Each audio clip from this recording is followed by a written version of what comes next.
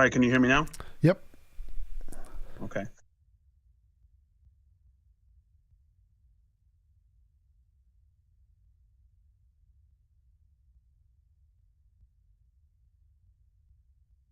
Yo, Still hear you. good, good, good. We're good. Ready to go. Awesome. So the earbuds things worked? It Earpods? didn't. It did not? Good, good. We're good. It did not. It worked the first time you and I ever talked, but it never did again. That's weird. That's Apple for you. I'm an Android guy. Android gang. Yeah. Apple is a scam just to take your money Hate because they charge you an extra Despise $300 it. just to put the Apple logo on. Yeah. All right. What's been going on with you, man? Everything been good? Yeah. Well, sort of. My dad lost his job. That sucks. And my friend's dad died from cancer, I think. Damn, So those man. aren't Sorry great. to hear that. Yeah.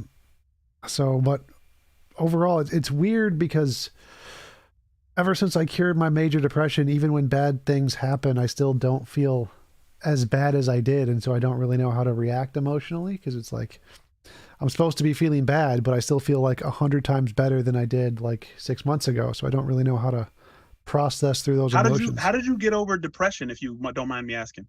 Sex.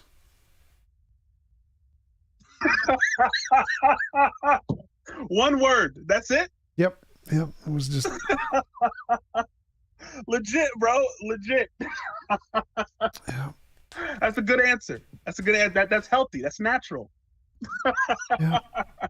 Yeah, it was actually a big thing because was going to therapy for like years and years, and I had been telling them, yeah, what I need is sex. Sex is the thing I need, and they never did anything to help. They never they just wanted to talk and analyze my past beliefs or some bullshit.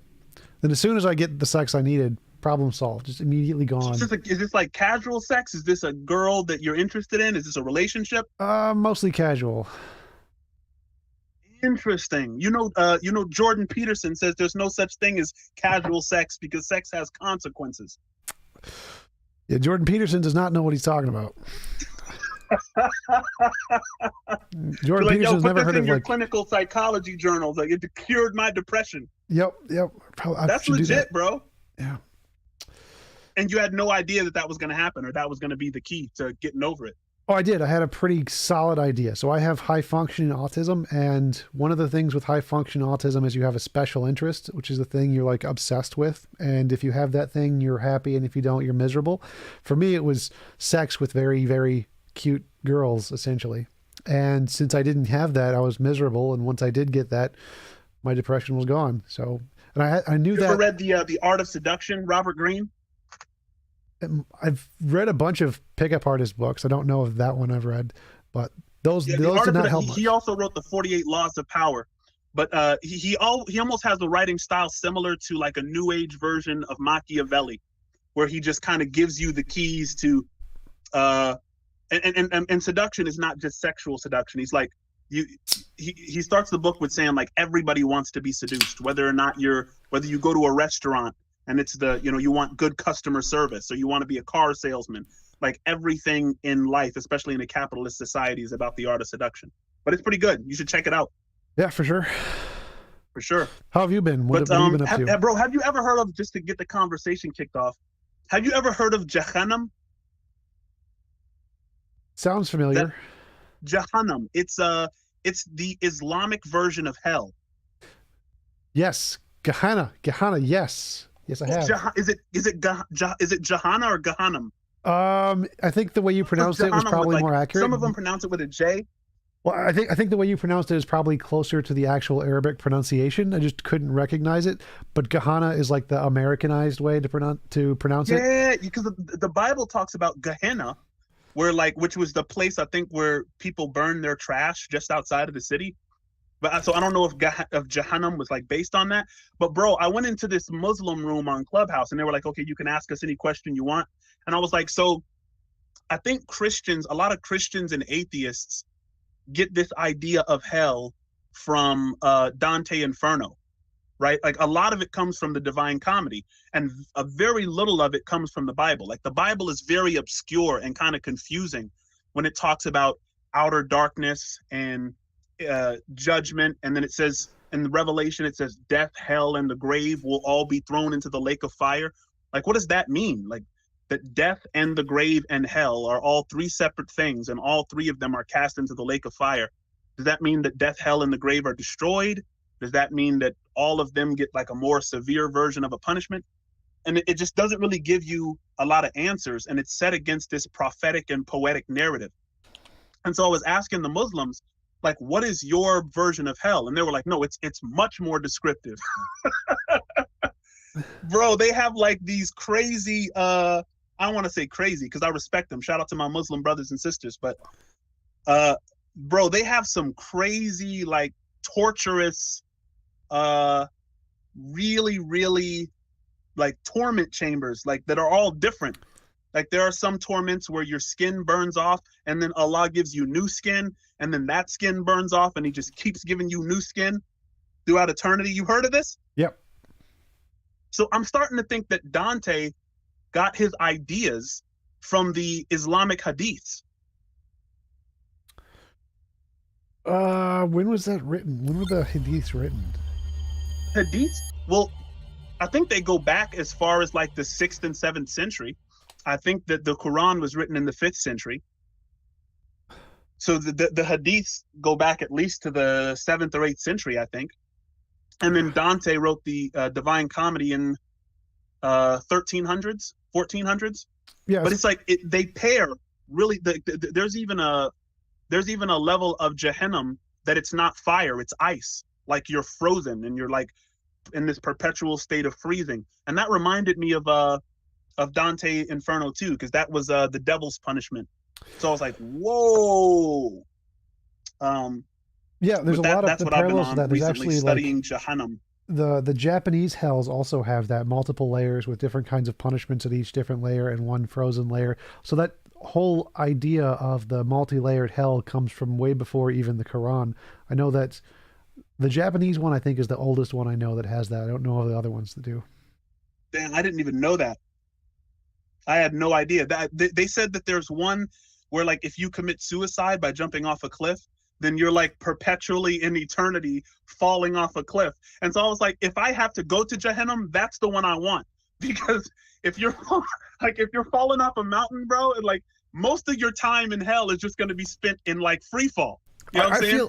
I feel like there's better ways to game that system. Like maybe suicide by cocaine, like it's cocaine the entire time, and then you just perpetually high in hell forever. No, but like so the punishment for the punishment for Tony Montana would be just a giant mountain of cocaine that he has to perpetually sniff, you know.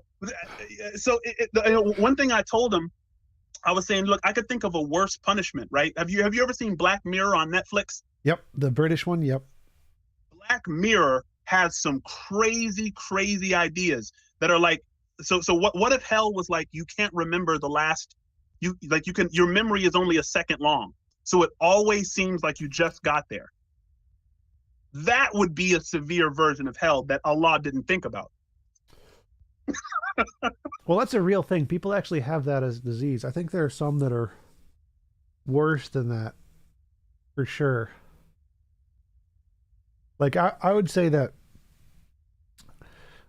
major depression, I think, would probably be one of the worst hells you can go through, because it's just being in constant emotional pain, like having it just shocked that no one can see or understand, and they think you're crazy. And so everyone around you thinks you're crazy while you're in tremendous pain and can't explain it.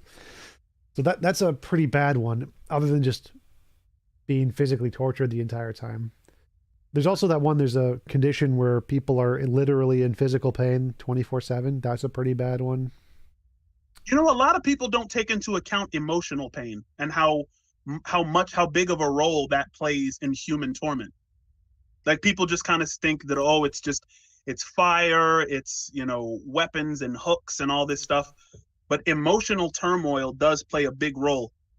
There's have you ever heard of the Catholics were they had this group called the Anabaptists that were against infant baptism in the early Roman Catholic Church.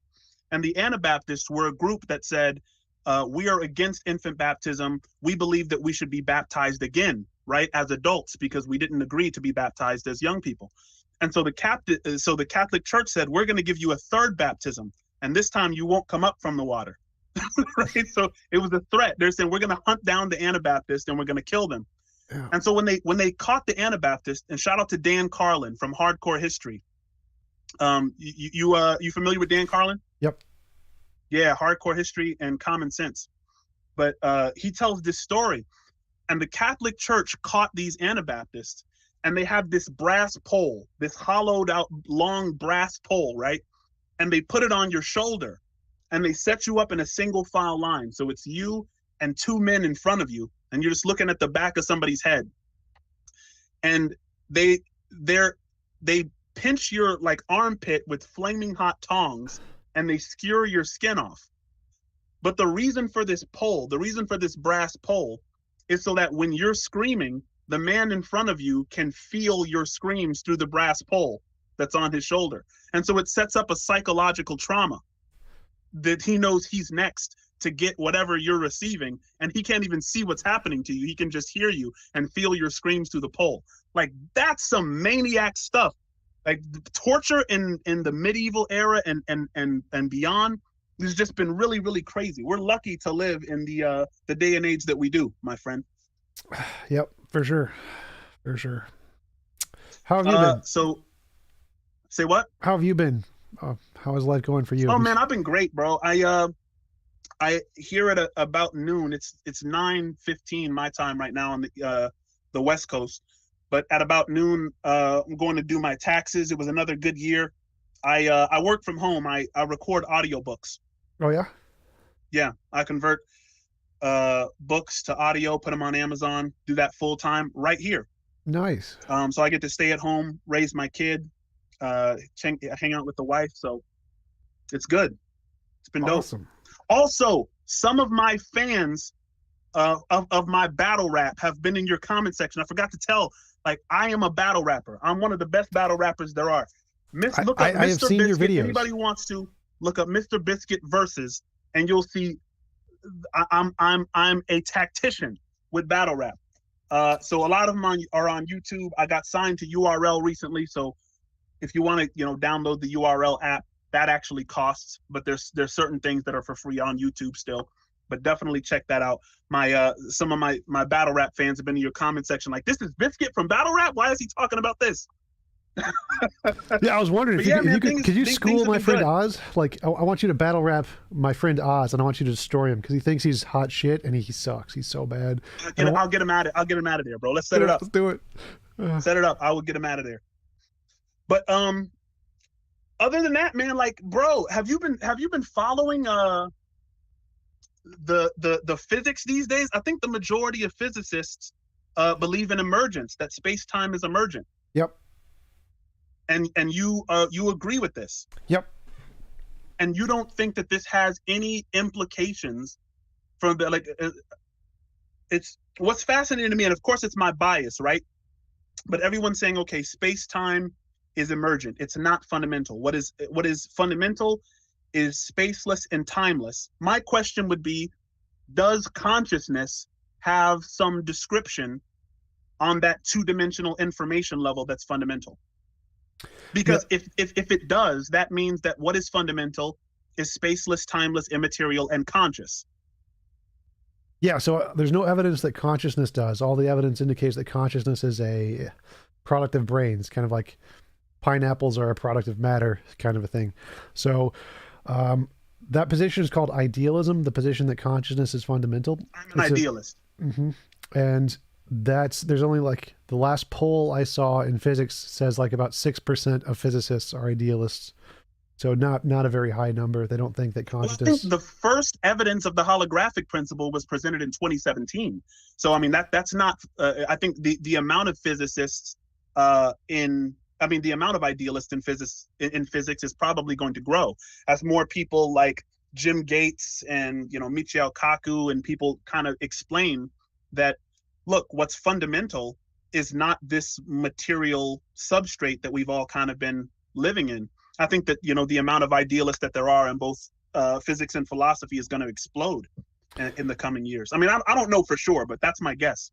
Well, the holographic principle doesn't say anything about consciousness. The holographic principle is thus just that any 3D space or all of the information in a 3D space can be represented on a 2D sphere around the space. But isn't the idea that consciousness is represented by physical matter on some fundamental scale? If consciousness is not physical, if it's not represented by anything physical, then it's supernatural already. But I mean, the idea amongst cognitive scientists is that consciousness arises out of some physical properties that are happening in the brain. So if those physical properties are the result or are emergent from whatever's fundamental, then whatever's fundamental has to kind of graph that on the information scale, right? Sure.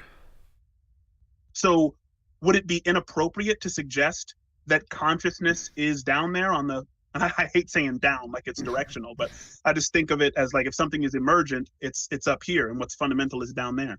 Right. Well, if consciousness is emergent, that means it comes about as a combination of other more fundamental things. And so if something is emergent, that means it's not fundamental. Fundamental would be like the down there, and emergent would be like the top in your analogy. So because we think consciousness is emergent, that means it's not fundamental. Those are opposites.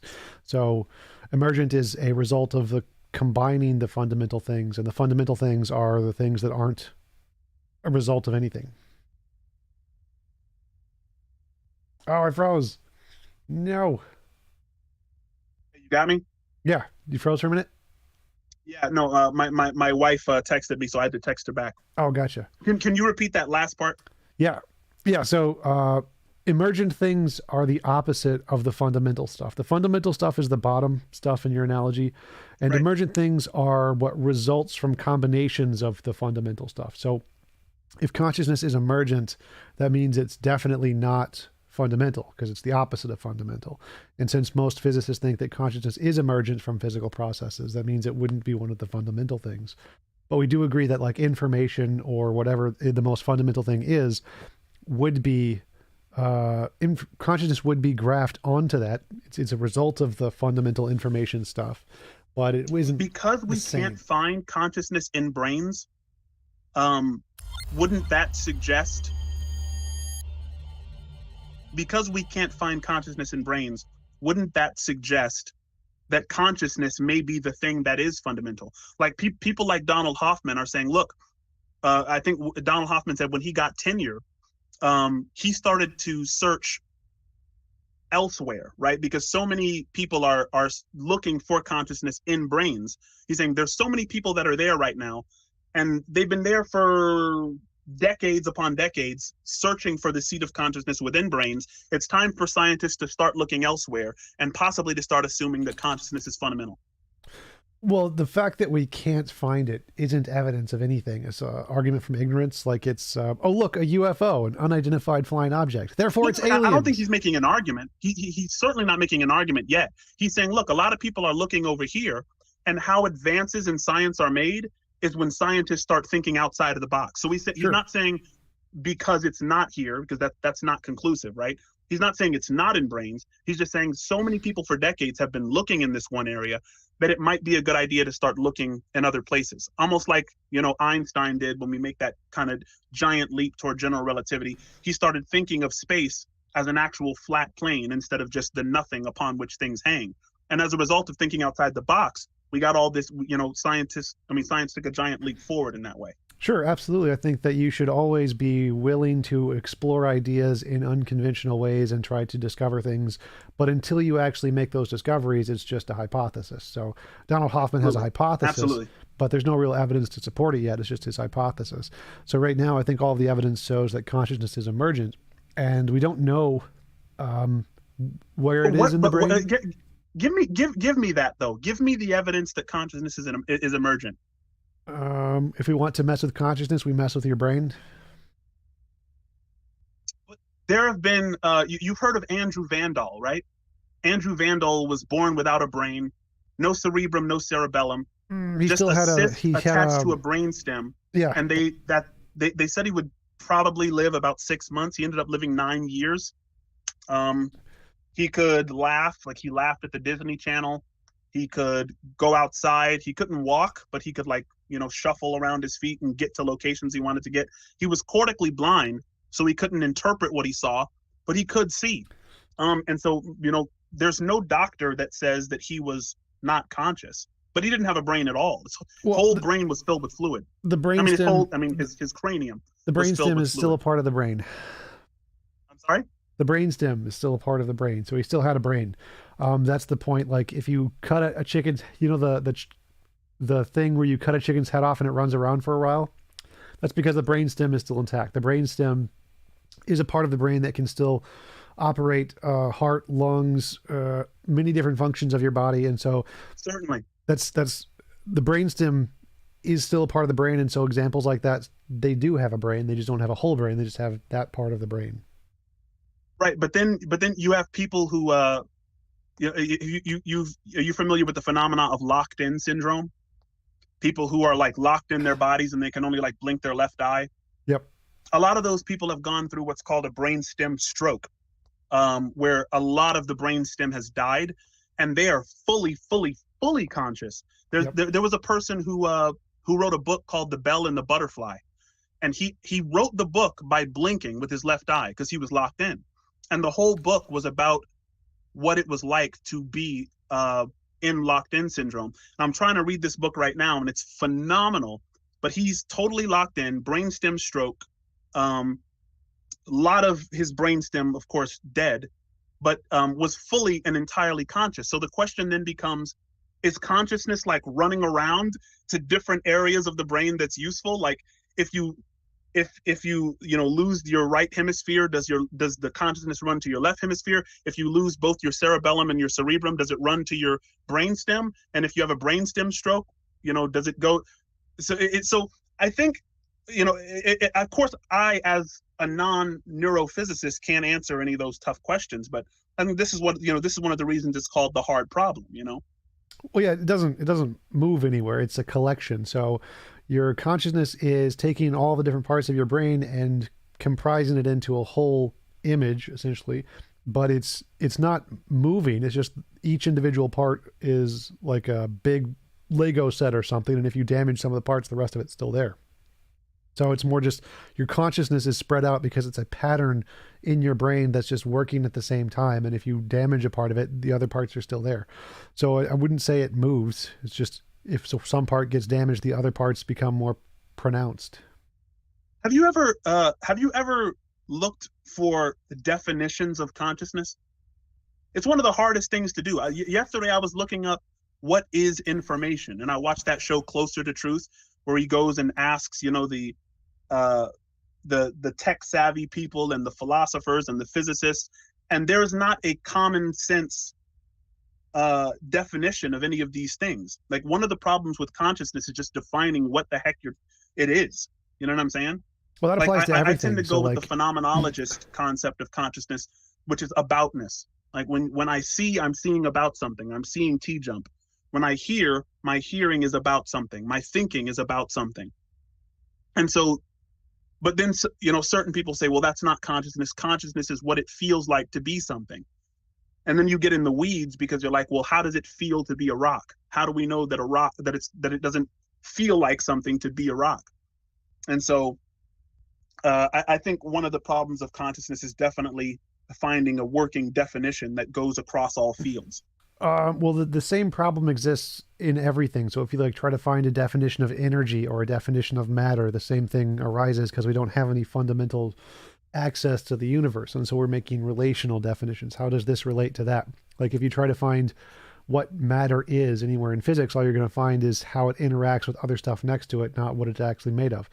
So we don't actually have fundamental perfect definitions of anything. They're all just interactive definitions of how they work with other stuff. Consciousness to me is just essentially qualia. It's just a direct experience, whatever that is, whatever's causing it, that's consciousness.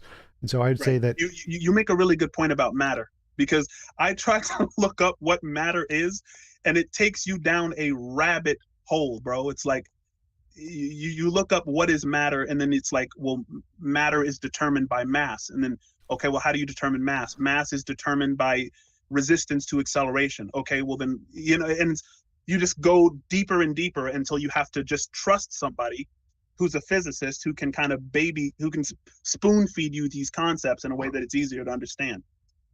Well, even physicists have, like, no one knows what mass is, no one knows what energy is, or matter. We don't know what they're actually made of. We just know how they interact with other things. And so the same thing with consciousness. We don't know what it's made of. All we do is we know how it interacts with things. And so it's just conscious experience is just a direct experience, and whatever is causing that is whatever the fundamental nature of consciousness is.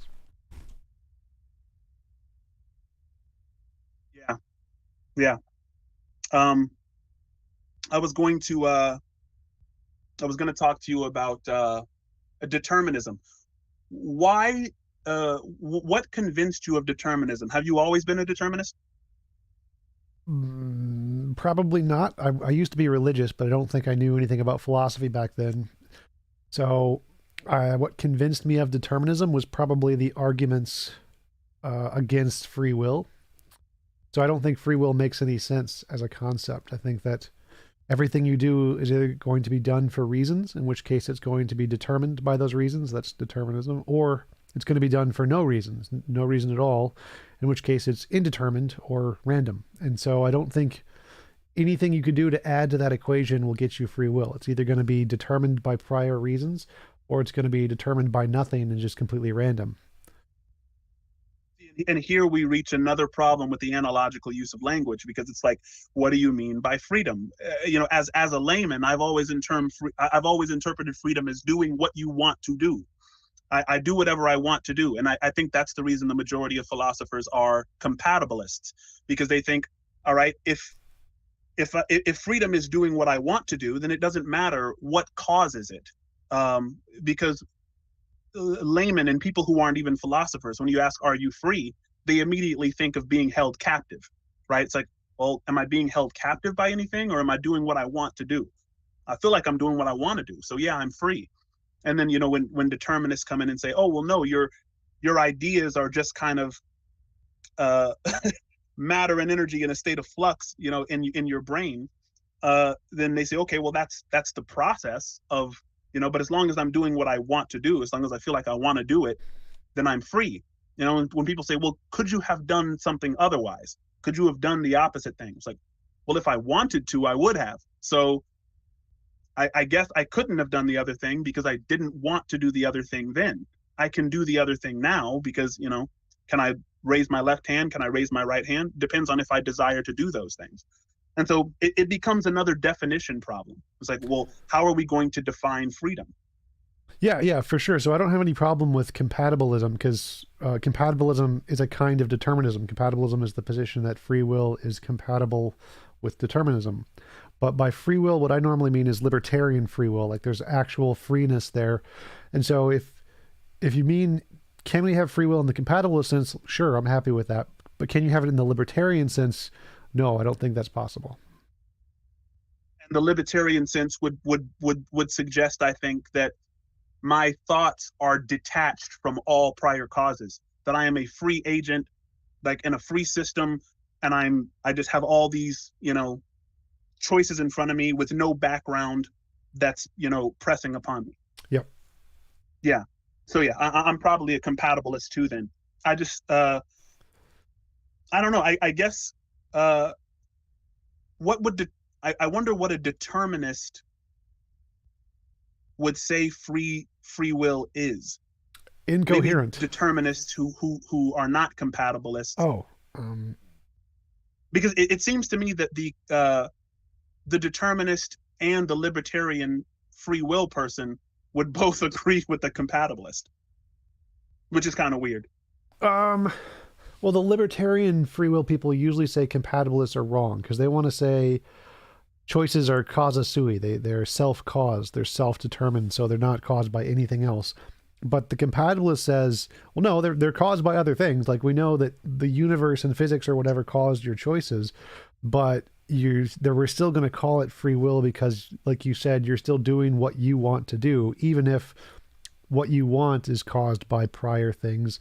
That doesn't matter. What matters is as long as your brain state desires are able to be fulfilled, that is good enough to be called free will. So I don't think the libertarian free will people would agree with the compatibilists. Maybe not. You make a good point there. I was right before I came on here, I was researching the physicist George Ellis, and he said that quantum mechanics puts to bed the determinism of physicists, at least.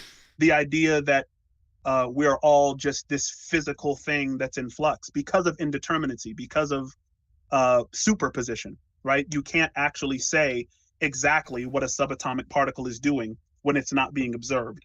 And because of that, the flux of physical states that's supposed to be going on from point A to point B in brains is a little bit undetermined. And that kind of sprang the idea of quantum cognition, which is a very, very baby field. It's like it's in its infancy. And so the idea that's what choices might be, a collapse of a wave function in here. Like when I observe a set of choices, I can collapse that wave function and make a decision. And of course, there hasn't been anything, I don't think shown to prove that, but quantum cognition is a new field. Quantum biology is a new field. But I'm really, really excited about, because I'm new to the information that space and time are not fundamental. That's like, I think that's that's more knockdown than anything I've ever used as far as arguments for the existence of God. Of course, we don't know that this thing, which is fundamental, is conscious. But the question is, there is a description of me in what's called Hilbert space, right? There's a description of me in the ones and zeros. And if that description of me that is fundamental contains consciousness, except for it's spaceless and timeless, then that to me would seem to imply that what is fundamental is spaceless, timeless, immaterial, and conscious. And I understand that your objection to that is that consciousness, in your estimation, is emergent from brain states. But it's like there was this, you probably heard about this. There was the theory is that if something gets lost in a black hole, then the 3D object, the space-time object, gets sucked into it, but the information gets smeared across the event horizon. It stays there. Yep. And that kind of that was used to kind of meld quantum mechanics and general relativity, because they have been fighting this whole time about whether everything is lost in a black hole, which the general relativity theorists like Stephen Hawking said has to be the case. And then you had the Leonard Suskins and the Michio Kakus on the other side saying, well, information cannot be destroyed. That would upset quantum mechanics. But the answer was that both of them were right.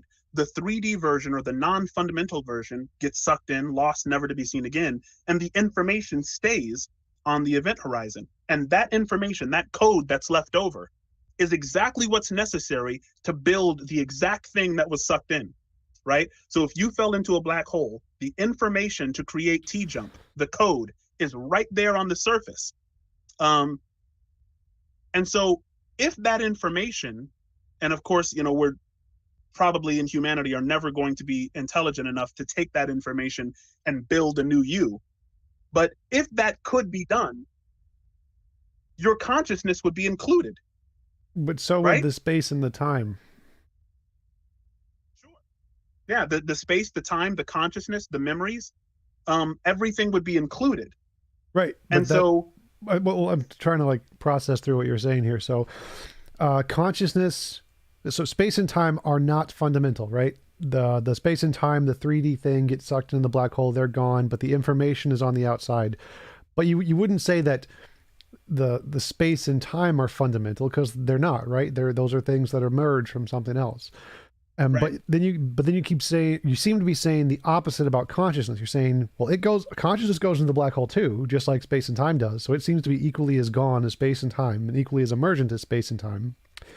But you're saying right. This gets back to you're 100% right, because this gets back to the deep disagreement that you and I have. You saying that consciousness is an emergent thing, and I'm not seeing that.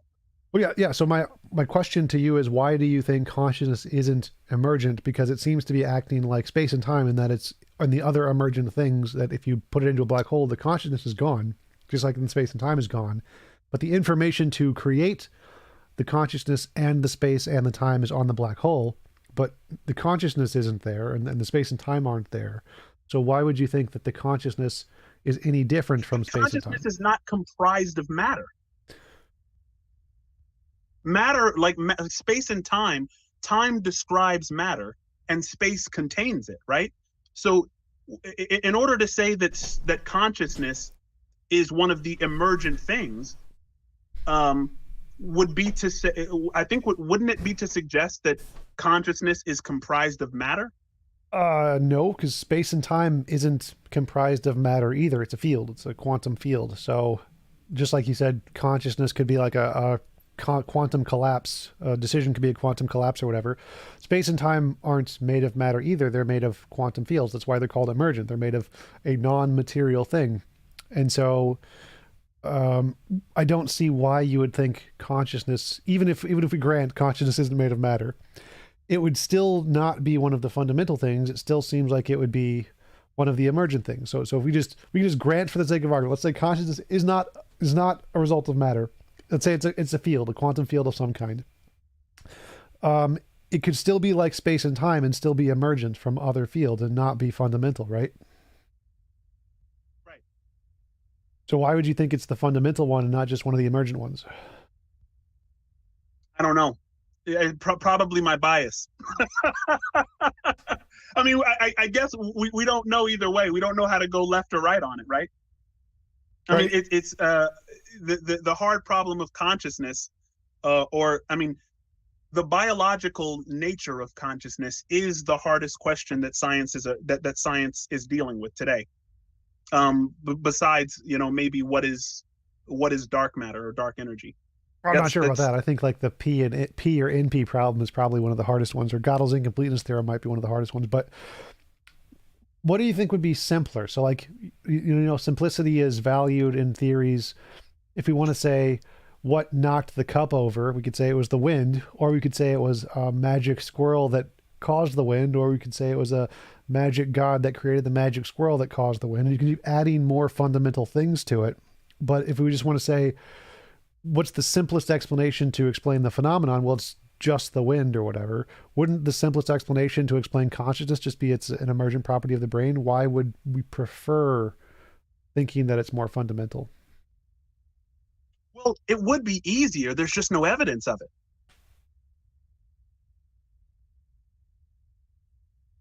Okay, so like, if I said, what caused the cup to fall over? Magic squirrel. There's no evidence of the magic squirrel. But if someone else said it was a magic unicorn that was caused by a magic potato or something, now there's two magic things instead of one. If you're adding in multiple things that have no evidence, that's worse than one thing with no evidence, right?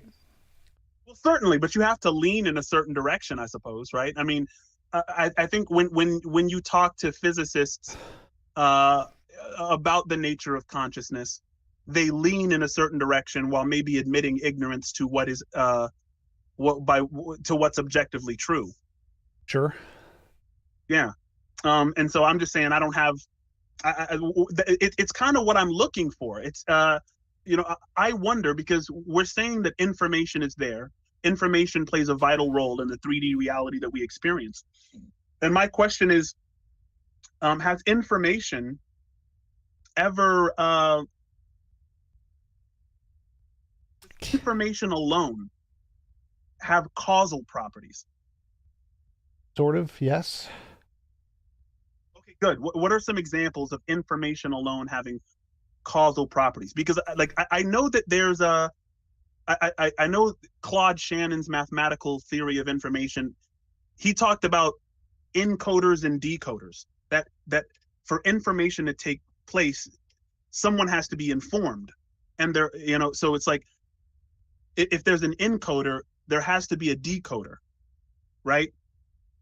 Yeah. Or there has to be an encoder and a decoder. Yeah, but in Claude Shannon's theory, in his 1958 paper or whatever, information is defined as a can be a result of a stochastic system. Stochastic means random. So you don't need it doesn't need to be a person, doesn't need to be an encoder or a decoder. It just needs to be a field or a physical system. Didn't he add to that? Because Shannon information was like essentially a reduction in entropy or a reduction in uncertainty. So if you look at something and it reduces uncertainty, is that really enough to call it information, or is it just non-sequence specific information? Because I think that the information that's two-dimensional is actually it's producing a function, right? It's describing this AirPod case, it's describing this hat. So it's not just random. Right, but like randomness can produce that information. So information pattern systems can be a result of random interactions. They can produce patterns and decrease randomness. So the interactions between different fields or whatever can produce information. It doesn't need to be conscious. So the only point of the stochastic thing is just to show that it can come about by randomness. You don't need a consciousness to have that kind of information. So let me see if I can steel man your beliefs and tell me where I'm off. Your beliefs are that we evolved with our brain as kind of an information processor, and we kind of evolved to process the information that's inherent in the universe. Sure. And you think that the information in the universe is just there.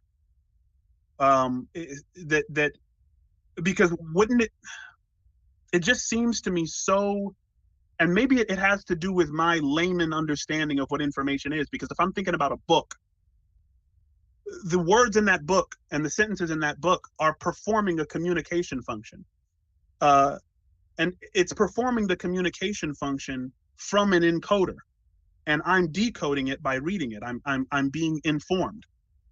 So your idea is that our brains that are decoding this information in the universe, that there was never an encoder, that it's just information that's just inherent in the system somehow. Well, there's two different kinds of information. The kind of information that we see in a book isn't the same as physical information. Physical information Absolutely true. Is a different topic. So in physics, the kind of information we're talking about is physical information. It is describing the system. So no one encoded. I mean, Jim Gates literally called it computer code in his conversation with Neil deGrasse Tyson. He said there are ones and zeros in strings. It's like when you see the up and down spin of electrons that are entangled, right? That is like a 1 or a 0. Like it's code in the truest sense of the word.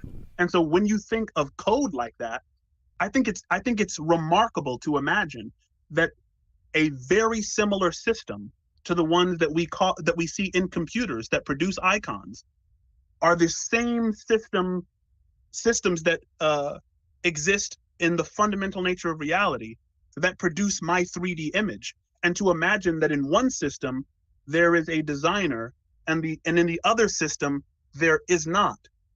I don't know. I don't think that there's a logical jump that I'm making. I don't know that I'm leaping. So think about it this way. Imagine there was a designer. How would you describe the properties of the designer? You'd say it's got to be made of something. Like you have to have some way to describe it. It has this and does not have that property. And that way is a binary on-off switch. Either has it 1 or does not have it 0. So the language that we can use to describe the properties of any fundamental thing, whether it's a god or a field, would be binary or a language like math, regardless of whether or not it was a creator or a field. And so it doesn't, you would have to apply the same reasoning to the God and say, well, why can we describe the God's properties with binary, just like we can describe the nature of reality with binary? Does that mean God was designed by something else? And if he was designed by something else, who designed that designer, et cetera, et cetera? So sure. I mean, I think all those questions, bro, all those questions become fair game. Like you reminded me just now. Do you ever watch Star Talk, Neil deGrasse Yes. Tyson's podcast? Yep. So he has this non-funny comedian that's on there every now and again. You know who I'm talking about, right? That guy who makes corny jokes. He's cool. Shout out to him. I'm not trying to hate on him, but like, he's not funny to me. But he, in his conversation with Neil deGrasse Tyson, he said something pretty crazy. He said, "What if the speed of light is that speed because the programmer can't program that fast?" Like, if you go beyond the speed of light, you would run into the ones and zeros. Like, you would run out of the matrix, because so many physicists are getting on board with this emergence idea. And so you have people saying, oh, the universe is a hologram, which I know is a misinterpretation of the holographic principle. But some people are saying, oh, it's virtual reality. You have people like Donald Hoffman saying reality is not real. So many physicists are jumping on this bandwagon since 2017. And they said, what if the reason the speed of light is the speed of light is because, whenever you open your eyes, you are collapsing wave functions, and the designer just starts designing things, in your atmosphere at the, at the speed of light is the fastest that he can do that. It was just kind of a funny concept that there was actually some programmer that's just designing all this in real time. Well, sort of, I would agree with that. So like, there is a maximum speed at which physical interactions can take place, and that you could analogize that and say that's the fastest the programmer can change stuff in the universe. Sure. So there's definitely going to be a maximum interaction speed between whatever's going on in the universe, and whether or not the medium for that is physics or fields or a programmer, it's going to be the same thing. There's always going to be some limits to the rate at which information can go from one place to another. Are you sympathetic at all to direct panspermia theory? That aliens seeded us here and are kind of monkeying with the physics, and that's the reason we're seeing such spooky action on the quantum level? No, I have never connected those two theories at all. I'm not a big fan of panspermia because I think that the work in abiogenesis and RNA world hypothesis is making a lot of progress, and so that's pretty good indication that's the right theory. But I've never heard it tied into the idea that aliens are monkeying with the physics. That's why we see quantum mechanics. That I had not heard before. Yeah, Fred Hoyle, the great astronomer, said that a common sense interpretation of the data suggests that a super intellect has monkeyed with physics. He was just that's what he said when he was first hit with the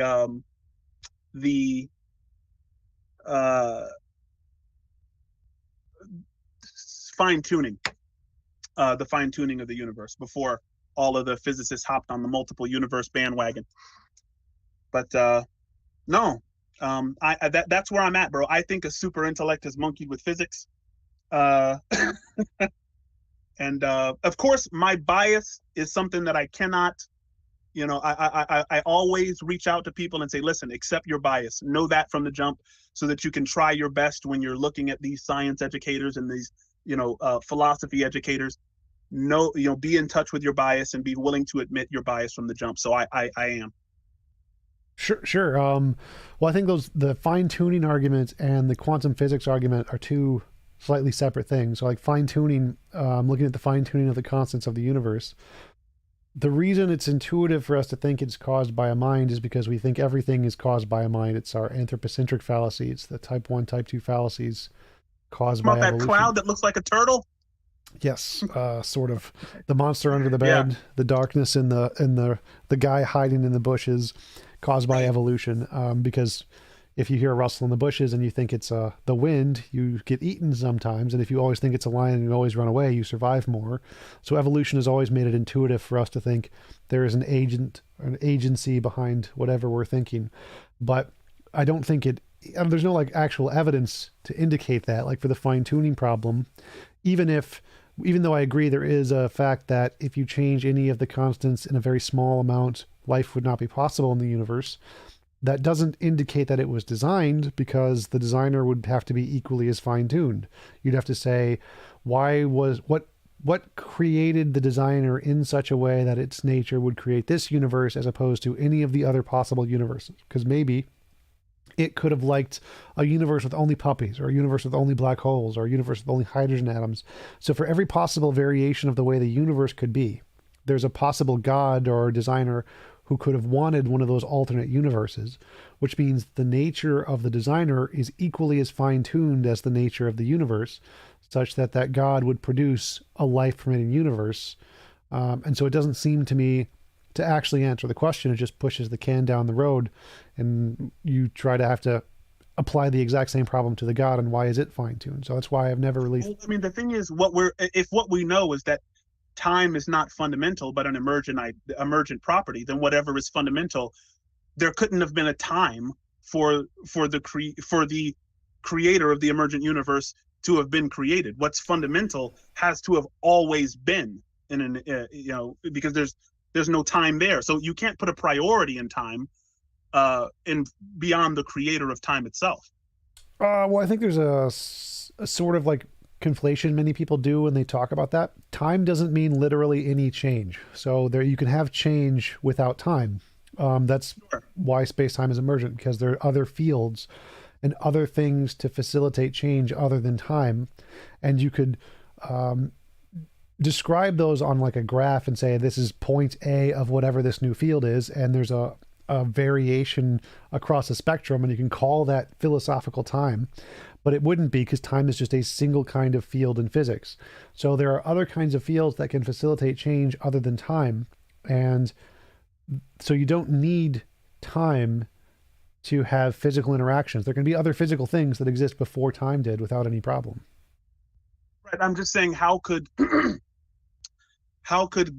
God have, in a timeless reality, come into being, and then after he comes into being, decide to create time, if there was a time in which he didn't exist? Or I agree, because that there has to be... I understand what you're saying. I think the majority of physicists believe in a clockwork universe, even though I think a lot of them are going to jump off of that bandwagon. That's my prediction. But most physicists believe in a clockwork universe in which every action is implicit in every other action, such that if we had a equation or a theory of everything, we would be able to predict the future based on what happens in the here and now, or even what happened in the past. But yeah, I don't think that same thing applies to what's fundamental. Do you? Not exactly. So I agree that there has to be some fundamental thing. I think it's probably a fundamental field. But my point is that whatever that fundamental thing is, it can be done without consciousness. There's no reason to add in consciousness to the nature of what this fundamental thing is. I think some philosophers posit consciousness because they are super, super biased toward their religion and want to believe in God. But other philosophers posit a consciousness for a different reason that I think is still important. It's because consciousness has the ability to move. Consciousness has the ability to, we want some kind of mover. We want something that is spaceless and timeless and that has causal properties, right? And so the problem with an equation is that equations are descriptive and not causal typically. If I write 1 + 1, or if I write, the 1 million on a piece of paper, it doesn't add $1 million to my bank account. It doesn't do anything. It just sits there. So actually, I can describe. It does. That's how money works. Huh? You just write it. How money works. You write it down and then it pops up in your bank account. That's actually how money works, because it's all fake. But bro, if you can show me how to do that, bro, of course off cam. If you can show me how to do that off cam, bro, I'm telling you, I'll be your best friend. But it's like I think that equations tend to be more descriptive than causal. And so there are some philosophers who are just biased in favor of whatever religion they want to be true. But there are other philosophers who say, look, the reason that we want mind to be what's fundamental is because we can see our own minds working in causal ways. I'm using my mind to say something to you that's intentional. And I'm using my mind to rotate my fingers like this. So we want something that's spaceless and timeless and that has causal properties as well. And mind is the only thing on offer that seems to work for that. I don't know of anything else that can do that. Or would you agree quantum fields are causal? Like Hilbert space, vacuum states, they cause things, virtual particles, those are causal, right? Well, the what was it?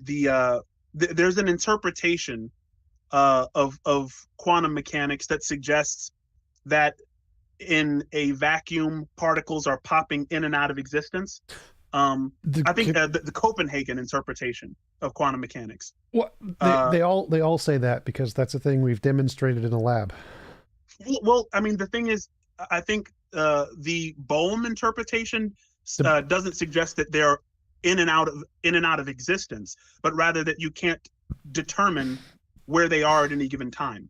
Yeah, so de Broglie-Bohm pilot wave. I think most physicists, and I'll have to look this up, most physicists do agree with you with the Copenhagen interpretation that yeah, it's about 40, in a vacuum 40% particles are popping in and out of existence.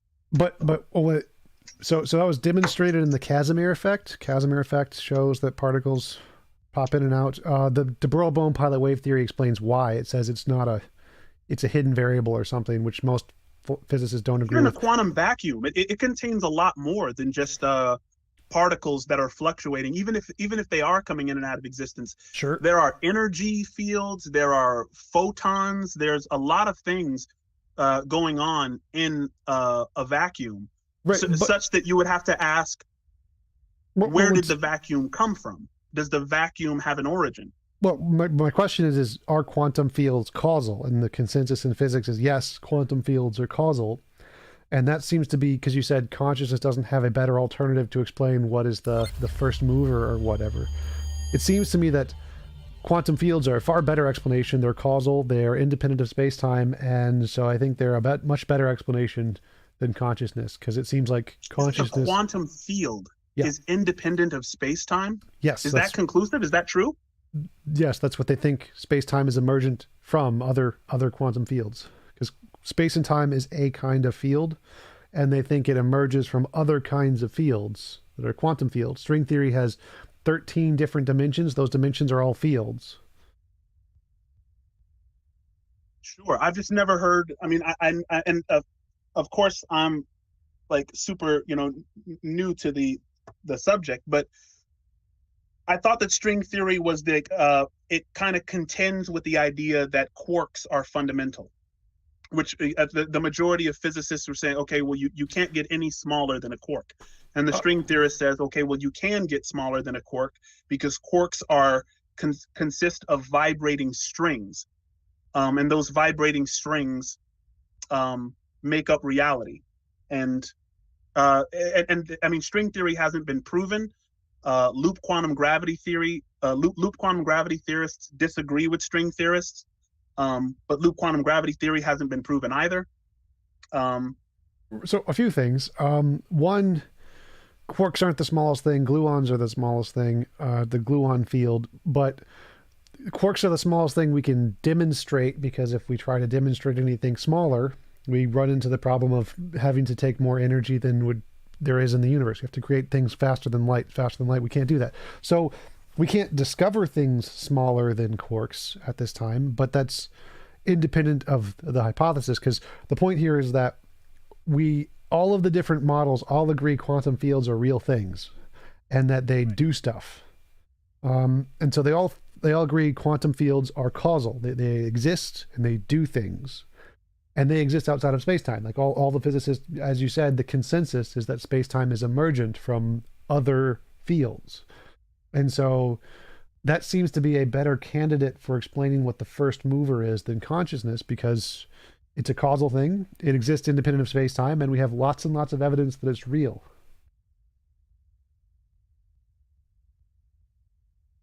Yeah. I hear you with quantum fields. I think another problem that philosophers have with how a universe erupts out of a quantum field is that why wouldn't other things erupt out of it? If out of a quantum field can come absolutely anything, including a universe that includes you and I talking, then why couldn't anything random pop into being? It could, but it's very unlikely. So The Casimir Effect, what I mentioned earlier, is that virtual particles pop into existence. They're real things. Usually what pops into existence is a particle and an antiparticle. In order to create trillions and trillions of particles and trillions of antiparticles, and to create them in the exact same correct location to produce a chair or an apple or whatever, is pretty unlikely. Like, it's not very probable that you're going to pop 100 billion trillion particles and antiparticles at the exact same time, in the exact same place, in the exact same direction to produce a chair. Like, it's just too unlikely. It could, but it's just unlikely, because the only things that pop into existence are collections of particles and antiparticles, as far as we know.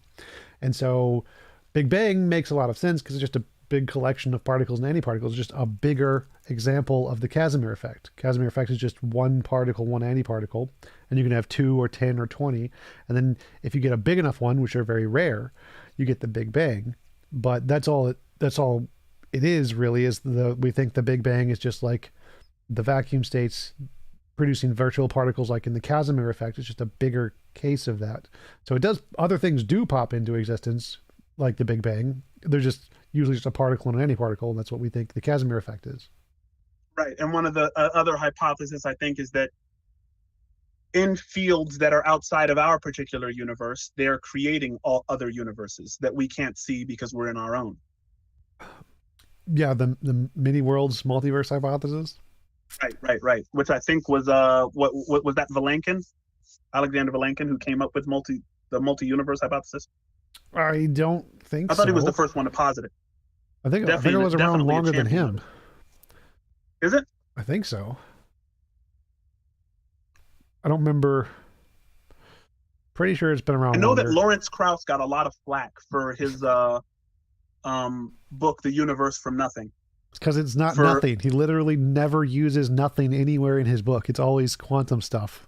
Right. And so a lot of people were I mean, certain laymen were led astray. I borrowed the book from a friend, and it was a little bit too dense for me at the time, a couple of years ago. Yes. So conclusion, he should have removed the word nothing from everywhere in his book, because it doesn't. But then where would his attack on theism be? Exactly. That's why not the greatest writing.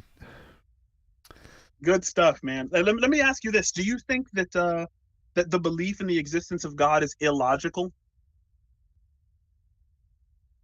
Depends. Like, because I know that you would assume that it's unreasonable, especially a lot of religions. You believe that a lot of religions are unreasonable. But does the belief in God, as in pure theism, just blank theism, does it violate any law of logic that you're aware of? No. Well, I'd say that's why I said it depends. Like, whether or not you believe something logically is determined by the reason. So, like, knowledge is a justified true belief. So it depends on what your justification is. Like, if you said, I believe in God because it makes me feel good, that's not illogical. That's a perfectly logical reason to believe in God. Or if you said... But except for atheists on Clubhouse who do hate when I say that. They want me to dig in my bag and get some get some arguments out. But sometimes I say, hey, look, I believe in God because it's great for my community. It's been great for my life. It's like determinism is true, therefore I can't not believe in God. Just everything, man. And they they want me to dig into those are perfectly logical reasons. It would only be illogical if you said, I believe in God because I have this strong empirical evidence. If there's no strong empirical evidence, then that's an illogical belief, because the thing you basing your belief off of doesn't exist. That's not a good thing. So it would only be illogical if you believed for a reason which was demonstrably false. But it's perfectly logical to say, I believe in God because it makes me feel good, or we just don't know and it's possible. That's perfectly logical. And so it depends on the individual's belief, whether or not it's logical. For sure. So if I were to say, look, I believe in God because space, what is fundamental is spaceless, timeless, immaterial, and I don't see any evidence that consciousness is emergent. I would say that's probably illogical. That's more like an argument from ignorance, I think. Because it seems like you're prioritizing one of the possible explanations, and it seems to be the worst one as far as I can tell. I'm saying if I define God by the classical omni properties, God is spaceless, timeless, everything that William Lane Craig says. Spaceless, timeless, immaterial, enormously powerful, creator of the universe, right? That sounded more like a KFC guy, the Colonel impression, but take it. Like Colonel Sanders? Yep, Colonel Sanders impression. Spaceless, timeless, 33 flavors. How many flavors in KFC chicken? This chicken is enormously powerful. But I would say that if you add in the consciousness and you say the reason you believe it's conscious is because we don't know what consciousness is yet or something along those lines, that's probably going to not be logical. You could say... I mean, here's the thing. Donald Hoffman is searching for consciousness in different areas.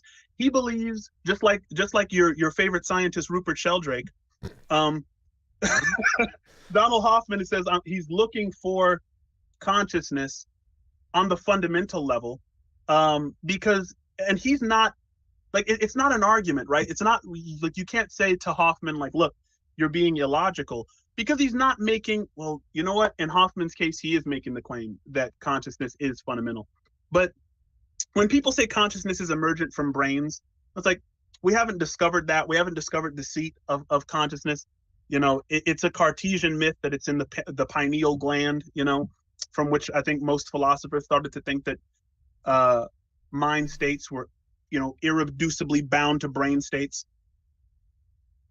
And yeah, I think a growing number of physicists and neuroscientists are saying, look, let's look let's look elsewhere for consciousness. And I think that that's perfectly reasonable and logical to do. I think if you say that you found it, you have a big burden of proof there. Right. If you say that you found it in the, the fundamental area, or that you've discovered that consciousness is not located in brains, and but I think as for now, everyone who has an opinion is just purely an opinion right now. It's one of the toughest questions in science, according to the scientists. Sure. So I'm totally fine. Looking wherever you can look with whatever hypothesis you can think of is always reasonable. That's always logical. The part that becomes illogical is when you overstate or you have too much confidence in what you have as evidence. So, like, one example is I believe in objective morality. Now, I admit no empirical evidence. I have no evidence. I just think it is intuitively, it is a better explanation for me. I think we're going to have evidence in the future. We have nothing right now. And so that's reasonable because I admit there's no evidence, but it's the one I like. But you do believe in objective morality? Yes. I would say you do have evidence, though. Well, just an example. So from an atheist perspective, there's no evidence. So if I admit there's no solid evidence and I still believe it because I choose to, because I think it's going to be shown in the future, something like that, that's reasonable. But if I said, well, we don't really know what the cause of morality is, well, I can say, well, no, we have a much better explanation, which is evolution. There's lots of evidence of evolution that's a better explanation of morality that we have a lot of evidence for. And so it's a much stronger conclusion to say it's a result of evolution than to say it's some objective something in the universe we haven't discovered yet. And the same thing would apply to consciousness. It's a better explanation to say it's just a result of the brain and evolution.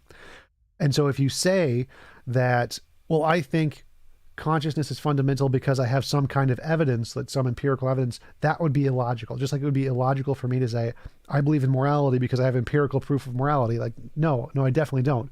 But it's perfectly reasonable to say, I think it's a hypothesis. It's something I want to test. It's something I'm looking forward to.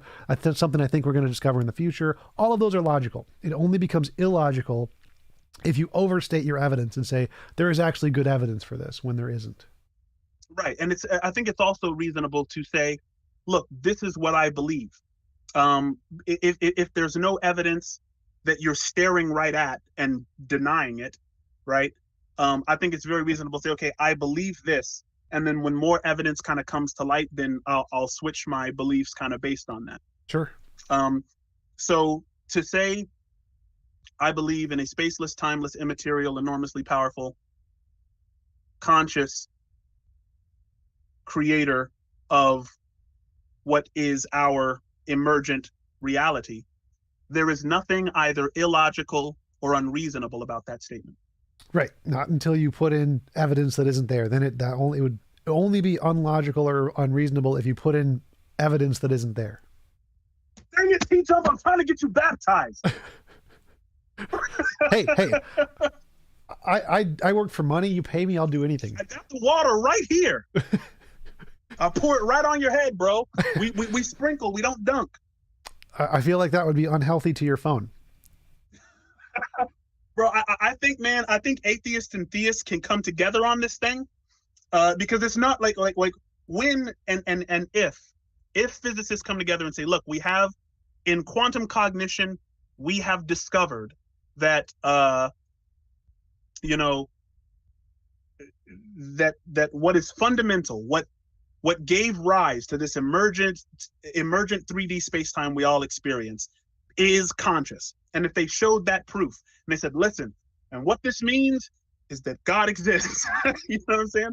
It doesn't mean, and of course, you know, you might have to do more, but that wouldn't mean that everyone should start running to churches and mosques and temples trying to figure out what this God is like. It means we're all in this thing together, and we all get to kind of play a role in figuring out what this means for our lives. You know what I'm saying? And it's one of the reasons I'm mostly excited about this endeavor, is because it's like, dogma annoys me just as much as I assume it annoys you. There's no question that's incontrovertible. Nothing should be beyond questioning or beyond doubting, beyond skepticism. It's one of the reasons that I love the Bible so much, is because all of the patriarchs were confused. You know what I'm saying? Like, all of them were confused, bro. It's like, I was having a conversation with the Muslims yesterday that I talked to you about at the beginning of the discussion. They were like, why do you believe the Bible has so many contradictions? I was like, yeah, bro, like, they're talking about something ineffable that they don't understand. And they're willing to admit, you know, that, you know, Abraham was confused, and David was confused, and Jesus on the cross was confused. You know, Paul said, I count not myself to have apprehended it, you know? And so I think I'm a part of that same journey of wrestling with the God idea. And it would be so dope if science presented the opportunity for others who are non-religious to join in that, because I think we need as many minds thinking about these types of things as possible. Yeah, I think that's one of the most beautiful things about science, is that we admit we don't know and we try to make progress. And the admittance that you're ignorant is one of the greatest steps towards knowledge. Like Socrates, the only truth, wisdom is in knowing you know nothing. I think that it's a benefit of an ideology when it admits it doesn't know, rather than pretending to know things that it doesn't. That's a fact. But what do you do with that fear? Like you said that you were like you were coming off depression, and you found a way to kind of to get rid of that depression. How do you deal with that fear? Like the fear that people have of letting go of their dogmas and ideologies, and the fear of the consequence. There's big consequences, bro. Like when I was talking to, you know, the Muslims yesterday about Jahannam, bro, those consequences are spooky. You know what I'm saying? Like, you do not want to go there, and except for the one where you're falling off the mountain forever. I think that'd be pretty dope.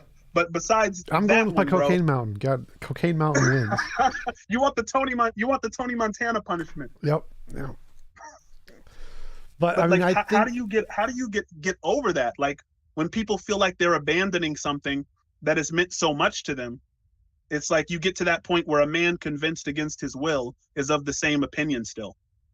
Yeah, I think that that's a very hard thing to do, to overcome those kinds of fears. I think the best way to do it is by finding something you see as equally as important that you're making a difference in the world. So something like helping people to improve their lives. And if you can do that more from rejecting an ideology, then you're more likely to be able to be okay with it. So like, one of the things I'm working on is I'd like to start a church, an atheist church, and to partner with Christian churches to help lower the cost of living for as many people as much as possible. And if an atheist church can do this to benefit people's lives, and do it in a way that many religious people, like my parents, they don't like that I'm an atheist and have an atheist church or whatever. If you can beat down that bigotry that you think, oh, atheists are evil or whatever, and show that atheism, or the ideologies you are afraid of adopting, can actually have a huge positive impact in the world and benefit people's lives more so than many of the religious people, then that living by example model can help people to get over their fear of the unknown, because there's a demonstration that there's something else that seems to go against their intuitions that is doing a lot of good in the world. Absolutely. Absolutely. For sure. Man, on Clubhouse, we were looking up this scientific data that says like people don't trust atheists. Like atheists are mistrusted regardless of how normal they are. I mean, there's atheists who are jerks. There's atheists who are the kindest people that I've ever met. There's religious people who are jerks. You and I happen to know one of them, or possibly a few. I don't know if Darth Dawkins counts as a person. That are the coolest people. Say what? I don't know if Darth Dawkins actually counts as a person. He's more of like an amoeba. Bro, there was somebody who got him, bro. Like God spoke through an atheist one time, and bro, on YouTube, bro, like there was this guy who was talking to his soul, just about how he is and how much better he could be. I don't know if I'll shoot it to you in your DMs on Twitter later, yeah. But I mean, somebody was getting him out of there, bro, in a way that I had never seen before, because he has kind of this script that he runs that he wants you to stay inside. And if you get out of that script, he can't really do anything. So he wants to kind of return you to that script. Yeah, send it to me. Check it out. That'll be hilarious. Oh, for sure. Absolutely. Have you seen the clip where Darth Dawkins admitted he was wrong? The one clip. It's impossible. I know, right? There's one clip where it actually happened. It's hilarious. He admitted he was wrong. Yep. It was a 2-hour conversation between him and I think another Christian, and right at the end, like the very last clip on the Tom Rabbit YouTube channel, which is just the Darth Dawkins tribute channel, he admitted he was wrong. This is like an old one. This was like 3-4 years ago. It was hilarious. Like totally. So he's learned not to do that. Yeah. He has corrected his mistake. He's grown in his Darthness. Yep. That was 4 years ago. That was baby Darth. Now he's grown into a full-blown radical fundamentalist. He'll never admit he's wrong again. Yep. Man. Awesome. So it's been great having you on. We've been going for about an hour and a half. Really appreciate it as always. I do want to set up the rap battle with you and my friend Oz. It's going to be hilarious. Hey, tell him to look me up first, bro. I'll get him out of here, bro. I'm one of the best, not. Bro. He's going to go in blind. I'm somebody who doesn't brag on myself all the time, but in this one area, bro, like I'm undefeated on RBE. No, I've never been on RBE. Undefeated on King of the Dot, undefeated on iBattle, undefeated on URL, which is the biggest battle rap league in the world, bro. Like if he wants it to happen, tell him I'm praying for him. I'm gonna tell him you're a noob. You've never done it. He's just looking for some intro. Right. Tell him I just want to get my feet wet. Yeah, it's gonna be awesome. And we'll set it up. Yeah, awesome. Anybody who wants to look that up, look up Mr. Biscuit Versus on YouTube, and then all of my battles will pop up. But I appreciate you guys. Absolutely. Thanks again for coming on. Shout out, bro. And I will talk to you later. Yes, Peace sir. Out. All right, peoples.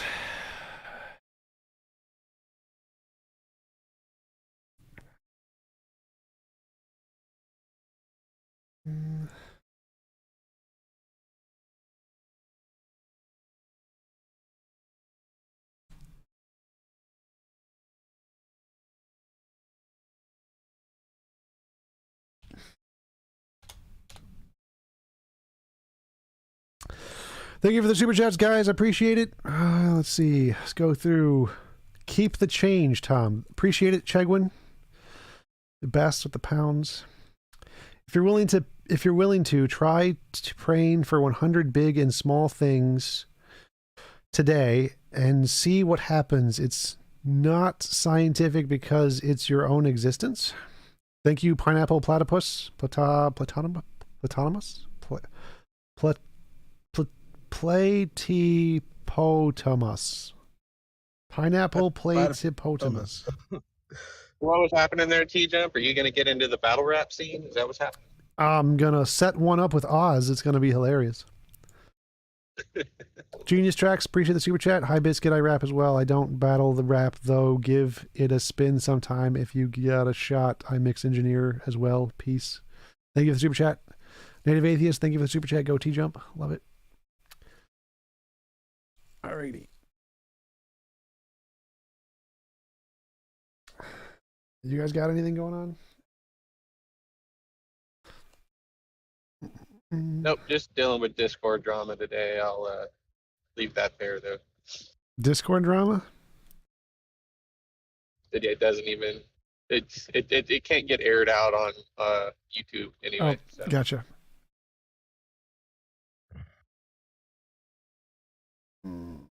I am playing Cyberpunk 2077. I am really into it. It is super fun. The loading screens are just abysmally long, though. It hurts me. It hurts me so much how long the loading screens are.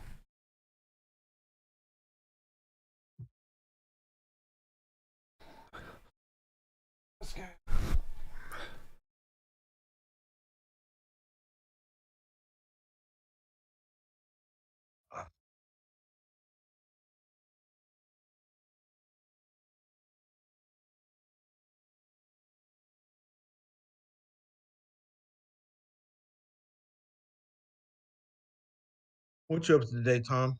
What? What you up to today?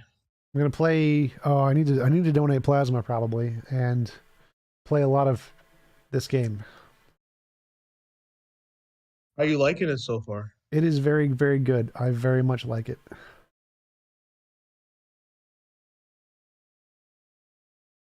You like the missions, or are you free Yes. roaming? Well, I don't like the story as much. I think the story is kind of annoying, but I like the upgrades. I like collecting weapons. I like going to different shops. I like the skill sets, the battle mechanics. Those are a lot of fun.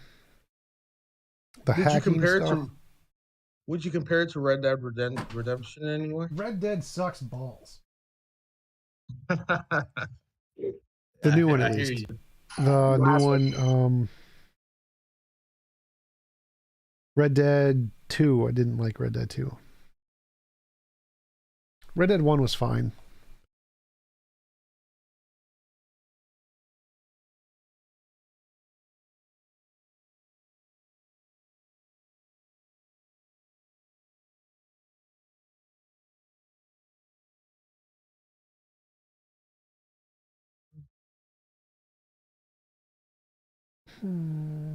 Loading. Oh, press circle.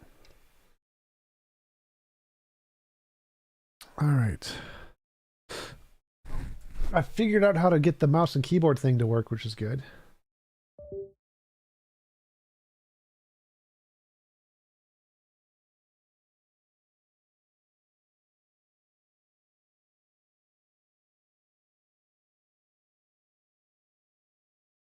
Hey, Rascore, you there? Hey, yo, what's up? What's up, man? I haven't heard from you in a while, man. Are you? You should do a portrait of Tito. I'm not sure that would work. I could try, but see, I'm not very good with exaggerations and cartoon stuff, and yeah, Frank, you can't just give away Pfeffery's job like that. yeah. Now, if someone would pay me, that would be a different story. How much would I have to pay you? Honestly, I don't have a portrait, huh? Let me think about that. I don't know, something like $60 or something like that. Portrait for what? Yeah, good question. The chair portrait. I think it would be of you standing at the pulpit of your future church. Sounds good. I am definitely going to work on that. I just had to do taxes. Taxes suck. They sent me a 1099 because last year I got like a 1020 1044 or something, so I only had to pay like 17%, and this year I had to pay 30%. I was like, fuck.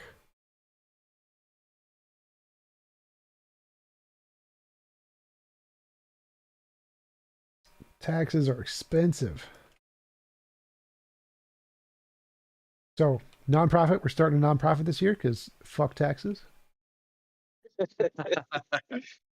Yeah, facts.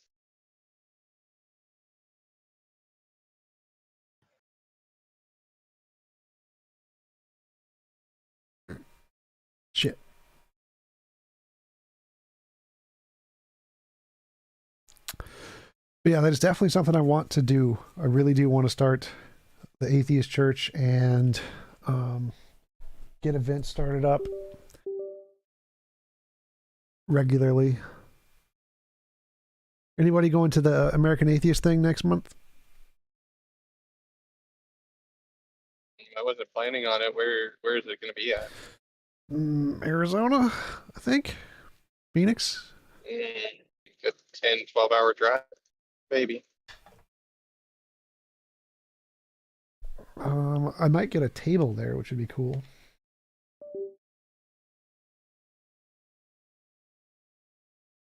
Yeah, I'd like to be a speaker for American Atheist. That'd be cool.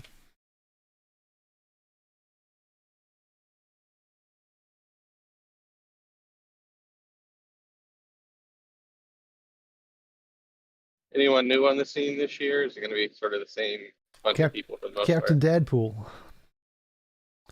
Oh, okay. He's got a really small YouTube channel, but absolutely massive TikTok following. 400,000 or something on TikTok.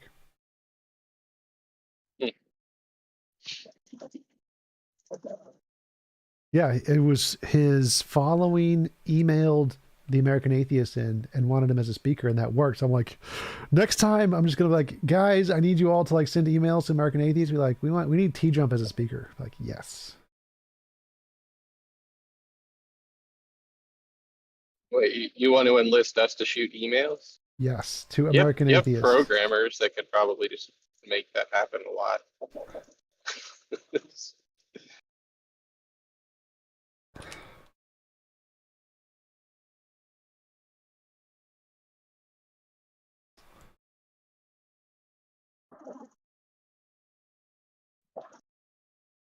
How'd you like to start conversation with Biscuit, Tom? Was it good? Yep, it was good. Biscuit's always good.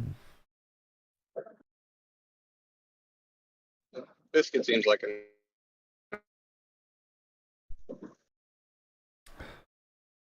That was an awkward place for you to cut out. You cut out both. oh well. Well, so it's like Biscuit seems like a, and then you cut out. I was like, well, Sorry. Well, whenever I'm in here during the day, I'm working, so I'm driving. So like, I just cut out. I was just saying he seems like a nice guy for the most part. Yeah, he's really cool. He's a cool theist guy.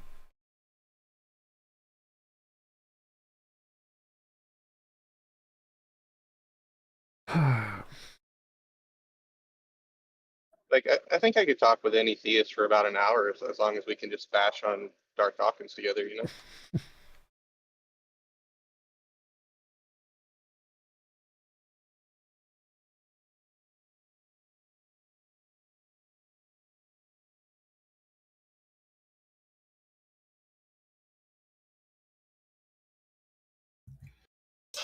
What was the show about? I guess because this is the after show, right? Yep, it was God debate, evidence of God. It was mostly focused on quantum mechanics stuff, consciousness. Hey, can anyone hear me? Yes. Yes. Oh, there it's working now. Yes. Hey, T-Jump, I was wondering something. Sure. I'm probably wrong about this. Yes, you're wrong. Yeah. Is it possible that morality can be subjective and Sure. then certain morality events can graduate to being objective? If you mean all morality is subjective and then some of it becomes objective? Yeah, like it can graduate, like a certain event can graduate from being subjective to being objectively moral or immoral. Maybe like if there's something in the universe that can like create objective morality, and so everything starts as subjective and then some morality creator creates objective morality, that would it could do that. Go ahead. The way I look at morality is it starts off as being subjective, but as time goes on, certain things can graduate to being objectively immoral, such as the things that happened to the Jews during the when Holocaust. Adolf Hitler during the Holocaust. Yeah, that is something like killing is subjectively immoral, but certain acts of killing where you murder someone, which we would call murder, would become objectively immoral. I don't know how it could start like that. I don't think that's possible. No. Yeah, that's just the way I look at things as being like killing in and of itself isn't objectively immoral. It's subjectively immoral, but it can become objectively immoral from prior knowledge if you do it in a certain way. Like if you kill someone unjustified, that can become objectively immoral. I don't know how it could become objectively immoral. I don't know like how something that's subjectively prior human knowledge. How would that make it become objective?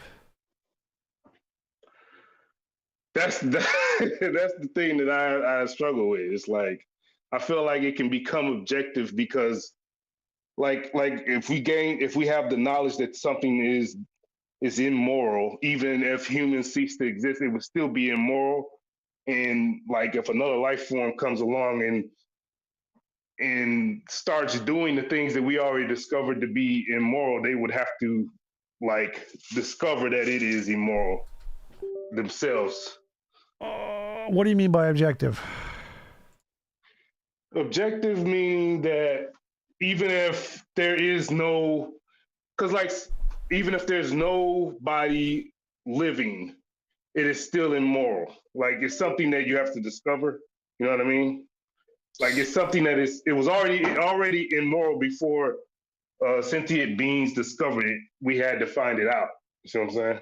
Yeah. So how could it start as subjective and then become objective? Wouldn't it always be objective? We just didn't know it. Yeah, but it would only be specific scenarios. So like the killing isn't objectively immoral. It's the way it happened that made it objectively immoral. I don't know what you mean. Like how could that? Because you said objective is something that's true even if nobody's there to know it. So how could it be subjectively immoral to kill, to like use the Holocaust because that's the example you used? No, I mean it's objectively immoral even if we don't know, even if there's no one there to know that it's true. Yeah. So I believe in objective morality, but you said like the first thing you asked was, can something start as subjective and then become objective? I don't think anything can become objective in that sense. Like nothing we learn could make something objective. It would just mean it was always objective. We just discovered it. I don't know if us learning anything could actually make something objective. It would just mean we discovered it to be objective. It was always objective. We just didn't know it. Right. Yeah, that's kind of like the way I look at it. I look at it like objective morality is something that we find out.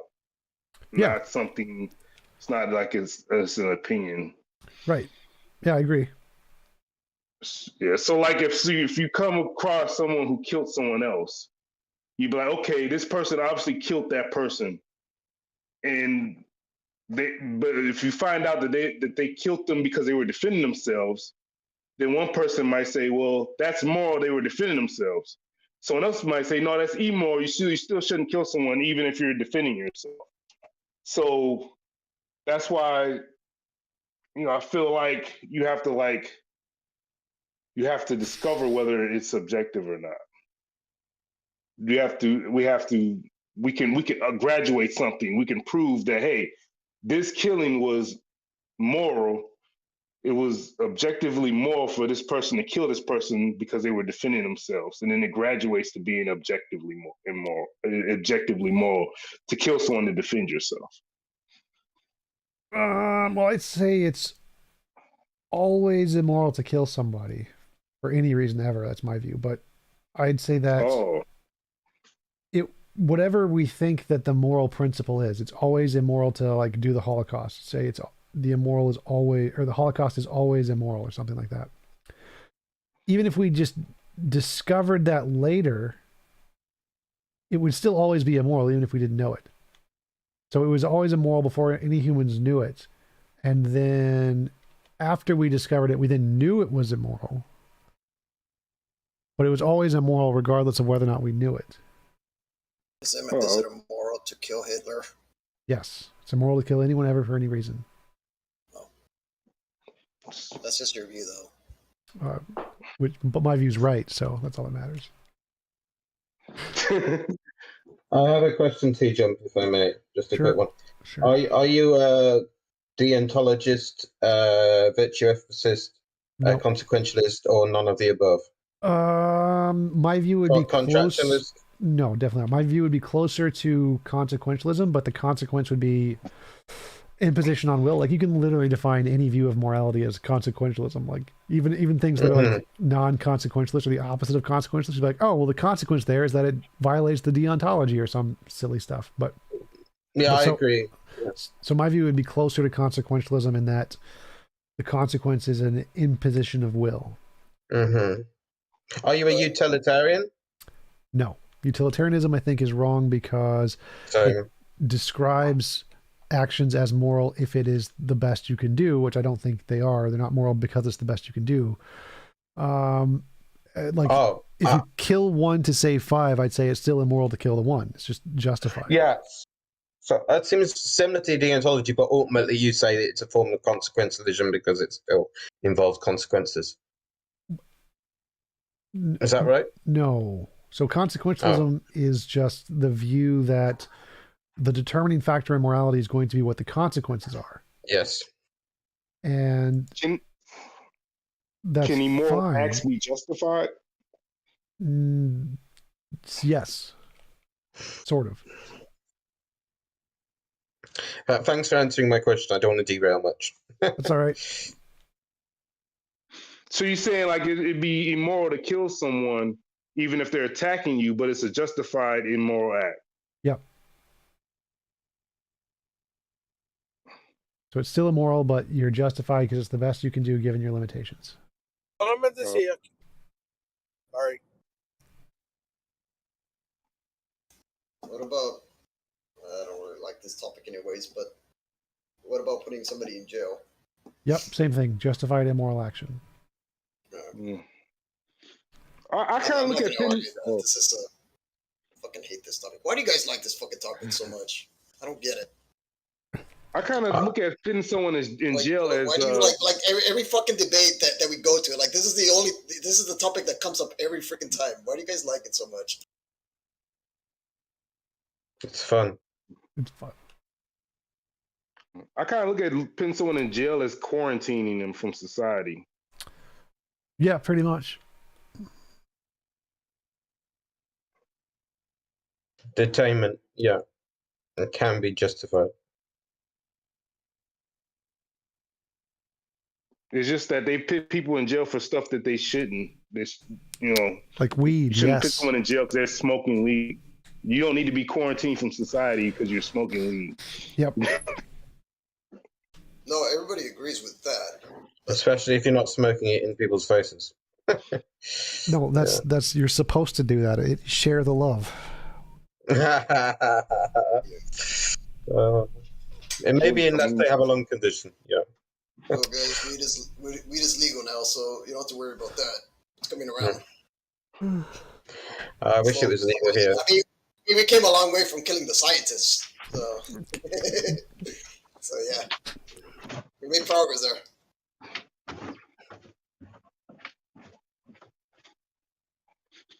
Hey, TJump, you got any suggestions for like a mic and a camera? I want to start doing streaming and making skits and stuff like that for YouTube. Yeah, Blue Yeti is a really good intro mic. There's a really cool mic that just came out if you want to spend a little more money, which is I forget what it's called. But it's a really awesome streaming mic that is a USB mic, but it has all the different fancy super mic editing stuff already built in. You know the brand? Yeah, I've got it saved. Beacon, the Beacon mic. BEACN mic. Okay. I'll Google it. Yeah, it's really good. So it's got sound canceling, the noise gates, equalization, all of the super fancy mic stuff. It's got all of it, which is great. How much is it? $300.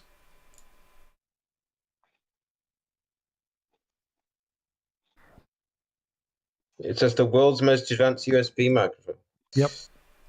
I've got a pretty decent mic, the Razer Siren X. It's quite old now, but it's kind of similar to Blue Yeti level, I think, or slightly below or slightly above, depending on your preference. But I don't use it very often. I just use this cheap built-in mic because the way my setup is, I don't have a desktop computer, so I find it awkward to set it up somewhere. Yeah. Yep.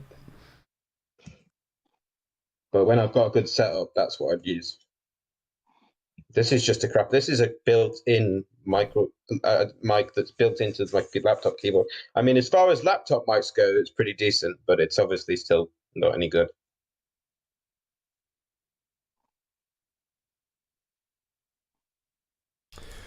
Yeah, it kind of depends on what your goals are. Like, if you really want a really fancy mic that can do all the stuff, that's the best, cheapest one to do it. The problem is when you buy a $300 mic, and, you're talking no one buy it by 1 penny. What? Do not understand that. What's the best mic for multiple days here? Multiple days? What? That's. Oh, you don't know him? I have no idea what you're talking about. Oh shit. What is multiple days? I don't know what multiple days. The guy that was just talking. What is the best mic for him? Yeah, so the best mic is the Beacon mic is the best mic for if you want pro stuff. Pro quality mic, that's the cheapest and does the most. It's the Beacon one is definitely it. And what about like cameras? Like webcams are pretty good. If you want something high quality, I like the Sony A6400. That's a really good one. If that's like if you want $1,000 camera, but if you want just a regular camera, just any of the high quality, like a GoPro would be fine. Well, I kind of want to make skits making fun of Christians. So. If you got an iPhone, just use your iPhone. Did anyone ever see the really old video that was a parody of Christian called Edward Current? And it's called Checkmate Atheist. It's where the phrase Checkmate Atheist comes from. A really old, like 11-year-old YouTube video. Nope. Have not. Wait, it's actually more like 13 years, I think. It's from the early days of YouTube. Yeah. That's where Checkmate Atheist is called. Checkmate Atheist. It's a clearly an atheist guy pretending to be a Christian. Although it's not always that clear because of how bad Christians can be. You know? He pretend to be a creationist. It's funny. The video quality is not so great because it's the early days of YouTube, but it's still funny to this day. I want to troll Christians because they're always doing stuff that is in complete contradiction to their own religion, the tenets of their own religion. For sure. So it's just like the Bible literally tells like women that they shouldn't be able to teach man anything, but almost every teacher I ever had was a female.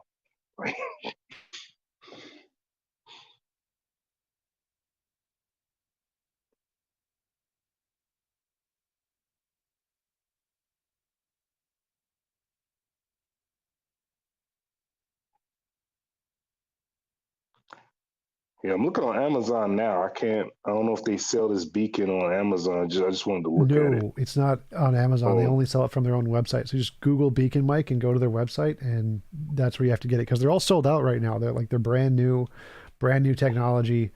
Everyone's buying them up really, really quick because they're good. They're really, really good mics. No, they'll probably come out on Amazon like in a year or two, won't they? Probably. They'll probably come out when the next speaker mic comes out. Yeah. I don't think they'll wait that long. Is it BEACN? Yep. I think I found it. Yeah, I'm sure you will. And I found it.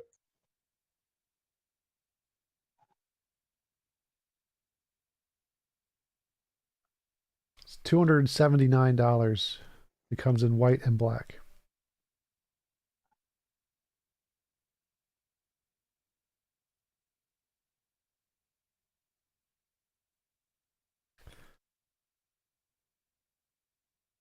What keyboard do you have,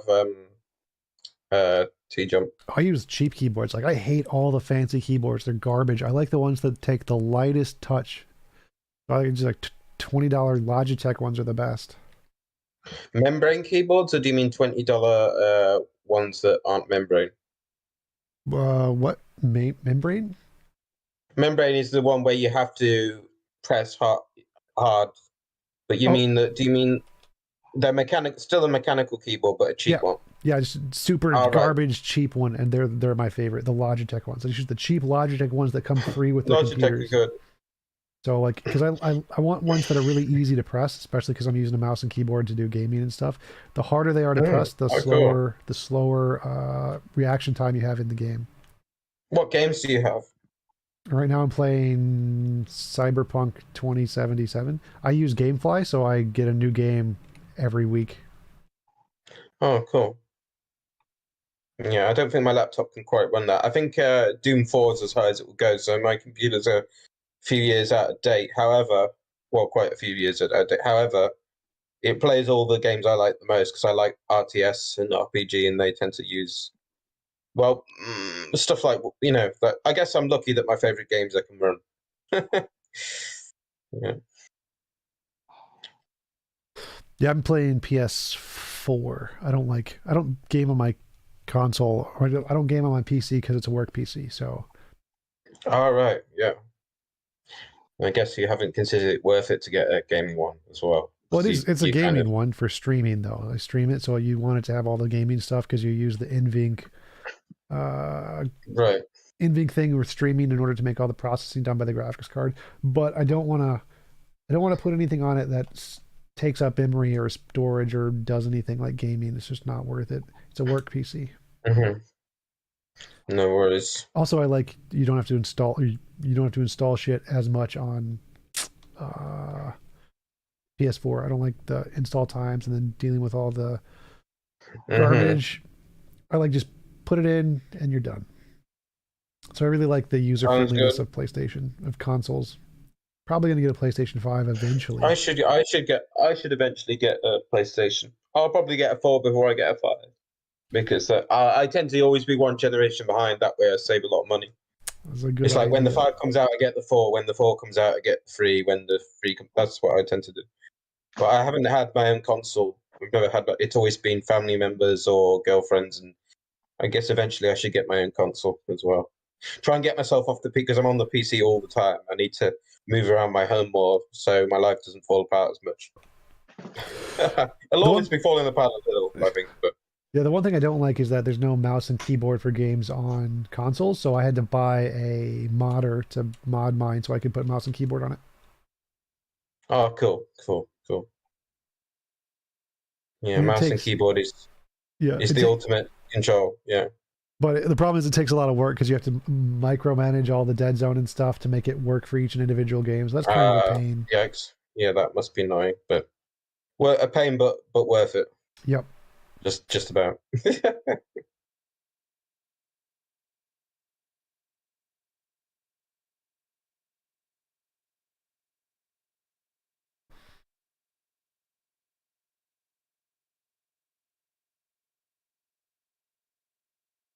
Let's see. It's nice chatting with you. Yep, nice chat with you too. I normally go by Sesmet.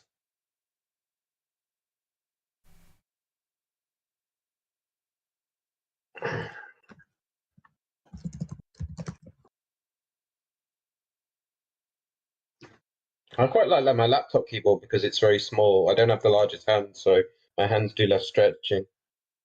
I wish I could. I should see if there's any mechanical keyboards that are mini in size. Mini mechanical keyboards, I guess. Yeah, there's definitely I've seen some. Because they're the ones, they're the ones with the on and off switches, so you don't have to press hard. Some you have to press hard than others to activate the switches, but once they're active, they're active. Yeah. Yeah, I use wired. I don't like on and off buttons. Same. I like wired mice as well because I really don't like there's a delay with wireless mouse. Yep. And the worst thing is if you forget to charge it in the game, it comes to a charge. That's just game over. You know? Yep. I use the Razer. I use two mice that are my favorite. One is the Razer Naga, and the other one is the Scimitar, the Corsair Scimitar. Oh, I have the Razer Naga, but I also have the Razer Def Addo version 2 is what I use most of the time. I have that one also. Yeah, it's cool. The problem with the Naga, I love all the buttons on the Naga, but I'm always accidentally hitting buttons. I guess it depends on the type of game. Some games it doesn't actually matter if you hit another button by accident. But some games it can screw you up. So it depends on the game, I guess. Yeah. But also you get used to it. I feel if I use the Naga enough, I get used to all the side buttons. It's just I'm not used to it. I hit them by accident. But I can be quite clumsy sometimes. So. Yeah. I wonder how Discord makes any money. What's it called? The thing where you pay to use the pretty logos on all the different servers. Nitro. Yeah. Nitro. Yeah. You have to pay to put logos on here. Yeah, it's a waste. I never use Nitro for anything. I don't even Nitro my own server. I'll be back in a minute.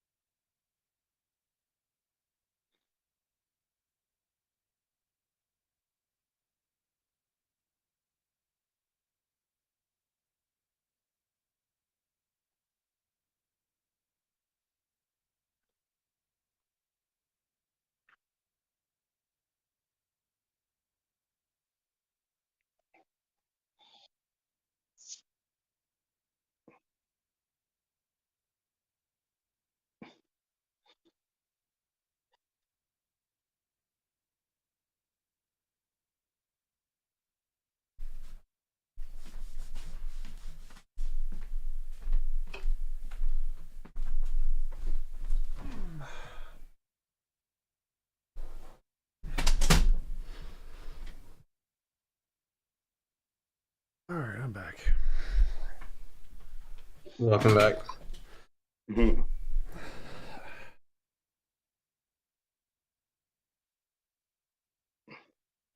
Hey, T-Jump, you think you're going to have any debates with people about the actual Bible? It seems like every debate is just arguing like meta ethics and, not actually debating their religion, but debating just the idea that there might possibly be a God, which to me doesn't even matter.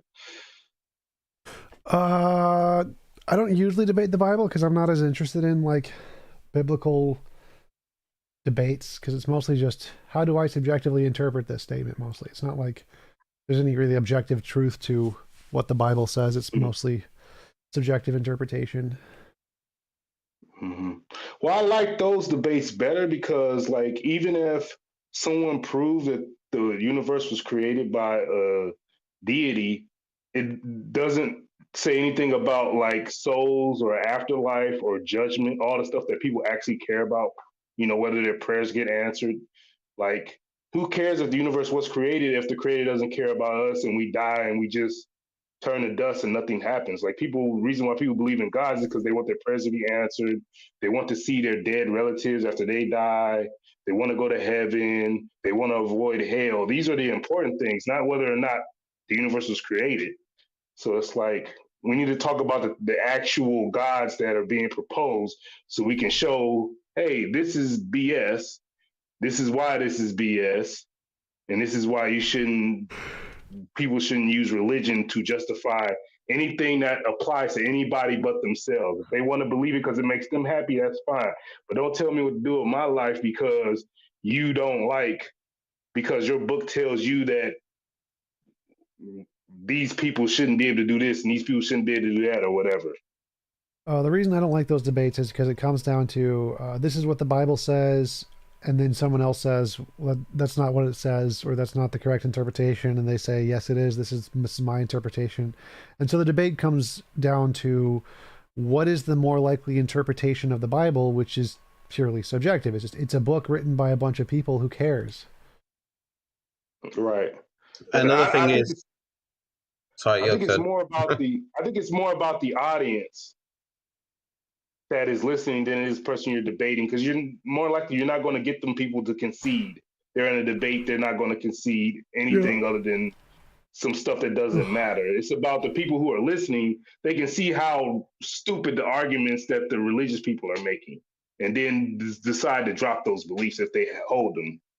Yeah, for me, it's just I don't find it fun to debate interpretations of a book, like which of these interpretations is the better book. I don't find that entertaining. That's why I don't like those kind of debates. Okay. I think that we should also note that if no creator exists, then both a creator that doesn't matter and a creator that does matter doesn't exist. Thank you for the super chat, Lawson. Appreciate it. What's up, my dude? If you haven't, you should check out My Girl. I think you guys have some interesting... My Girl? What is that, a TV show? Is that a game? Interesting. My Girl? It's a person. It's a person to have a conversation with. It's Mr. Girl. Mr. Girl. Mr. Girl.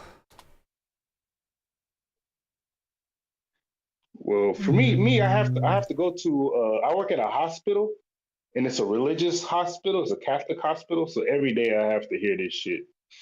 Yep. They have a morning prayer at 8 a.m. and an evening prayer at 8 p.m.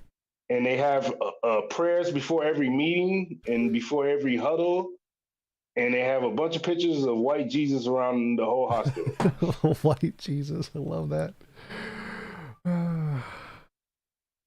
You should you should ask them if you can bring in like an atheist pastor. Bring in like an atheist pastor. Like, I want my atheist pastor to do a invocation. I didn't know there were atheist pastors. Oh yeah, for sure.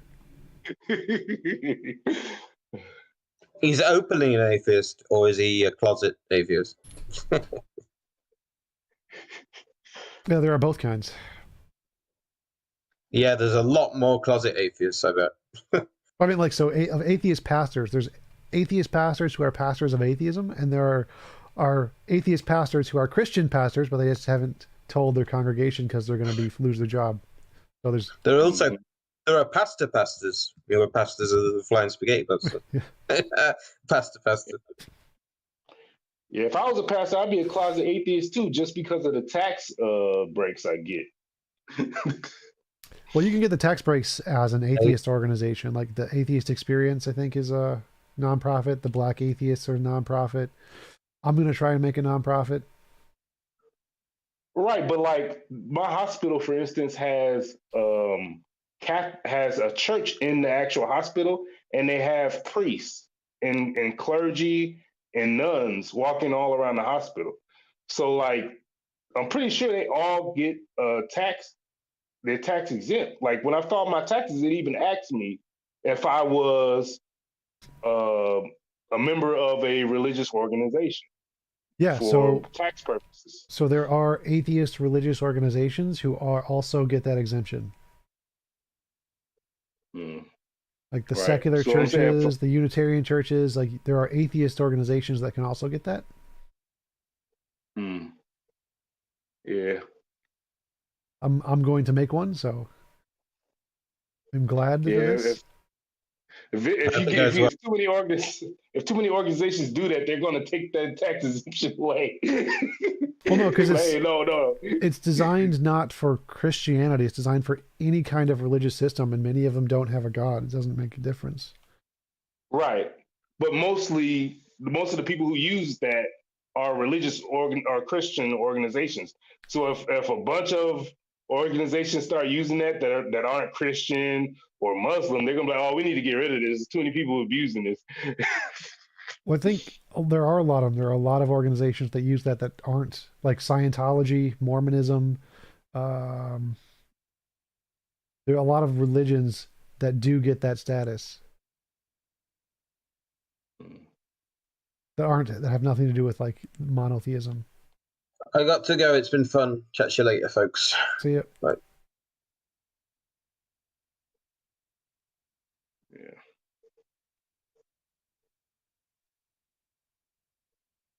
Yeah, I probably should get out of here too. I need to go to the gym. All right, see you later. Yep, see you later. I'm glad you're still on Discord. A lot of people I follow, they stopped using Discord because they were losing money. Wait, what? Discord's losing money, or people on Discord? No, I think people on Discord lose money after you get a huge following. A lot of people they get a lot of donations, like they'll stream on Twitch or YouTube, and they'll get donations where people will donate to them, and they'll have like a little message they leave, or they'll ask a question through those messages. Yep. Well, there are a lot of people who they used to do Discord, but they weren't making as much money because they were making themselves available to everyone for free.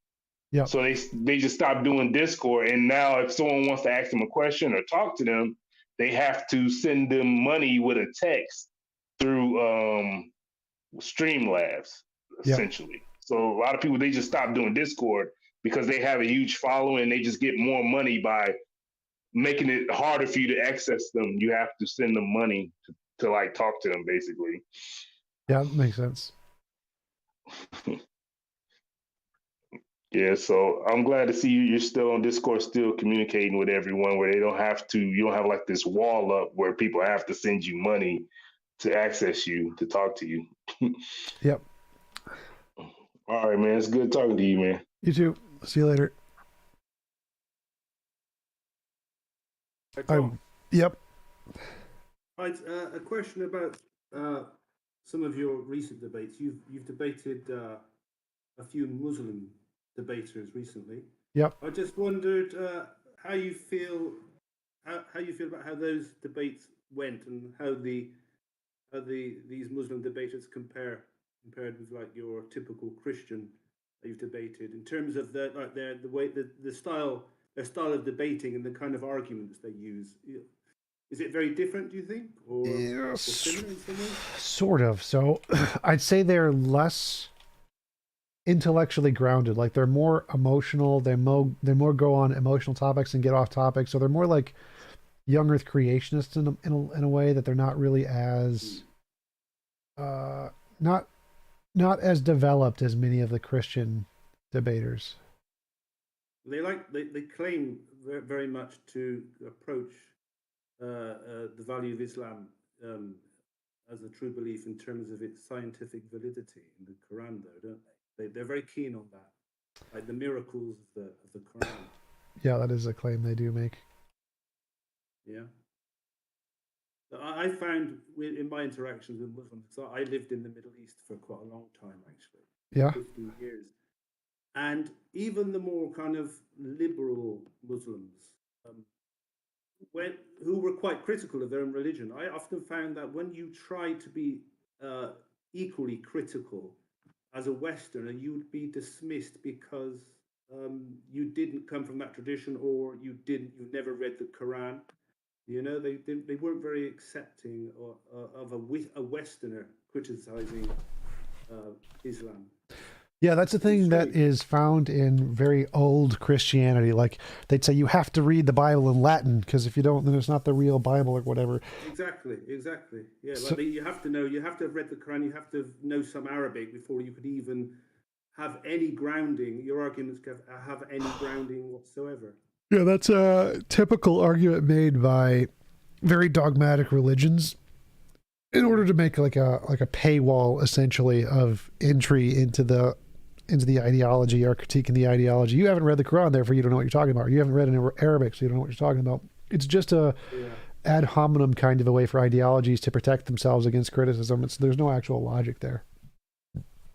It's the same thing Christianity used to do. That's why Christians have evolved to be much better at making arguments logically, because they're more influenced by science and philosophy, whereas the Islamic ones are not as much. So they don't even come with like pre-sup arguments, like is very popular with Christian apologists. Well, I think like my more bigger problem, I think, is that they bring up completely irrelevant things to derail the conversation unintentionally. They're not intended to do it. They're just, because they're so based on intuition and not logic, that they bring up arguments that have nothing to do with the actual debate. But intuitively it feels like they do, and so they bring them up to be something that has to be addressed even though it has nothing to do with the topic, and that's a problem. And that's, the Muslim debaters do that a lot. And do you find it like easier to argue against them, to kind of like get into, well, I don't know, not to win necessarily, but to kind of, you know, dismiss their ideas? Do you find it less of a challenge than like your typical Christian apologist? Not exactly. I kind of find it more of a challenge because their arguments are so random that it's much harder to deal with what they're saying and understand how to progress the conversation. Like, because if they bring up a bunch of different points and only some of them are actually relevant to what they were saying, I haven't had enough practice learning how to say that, how to identify which parts of the arguments matter and which parts don't, and how to express that in a conversation so that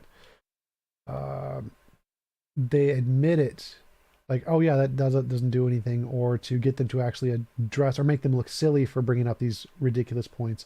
It's something I definitely need more practice with. Yeah. I was just thinking maybe you could debate, what's the guy's name that he's seen him a couple of times? Is it Habib? Mohammed Habib, I think. He's quite big in Muslim apologetics, I think. Have you debated him? You haven't, I don't think, have you? I think he might have been one of the people on Hamza's Den that I talked to, because I have a few of the bigger Muslims on that I talked with on Hamza's Den. Yeah, that would be good to do that. Yeah, okay, thanks. Yep.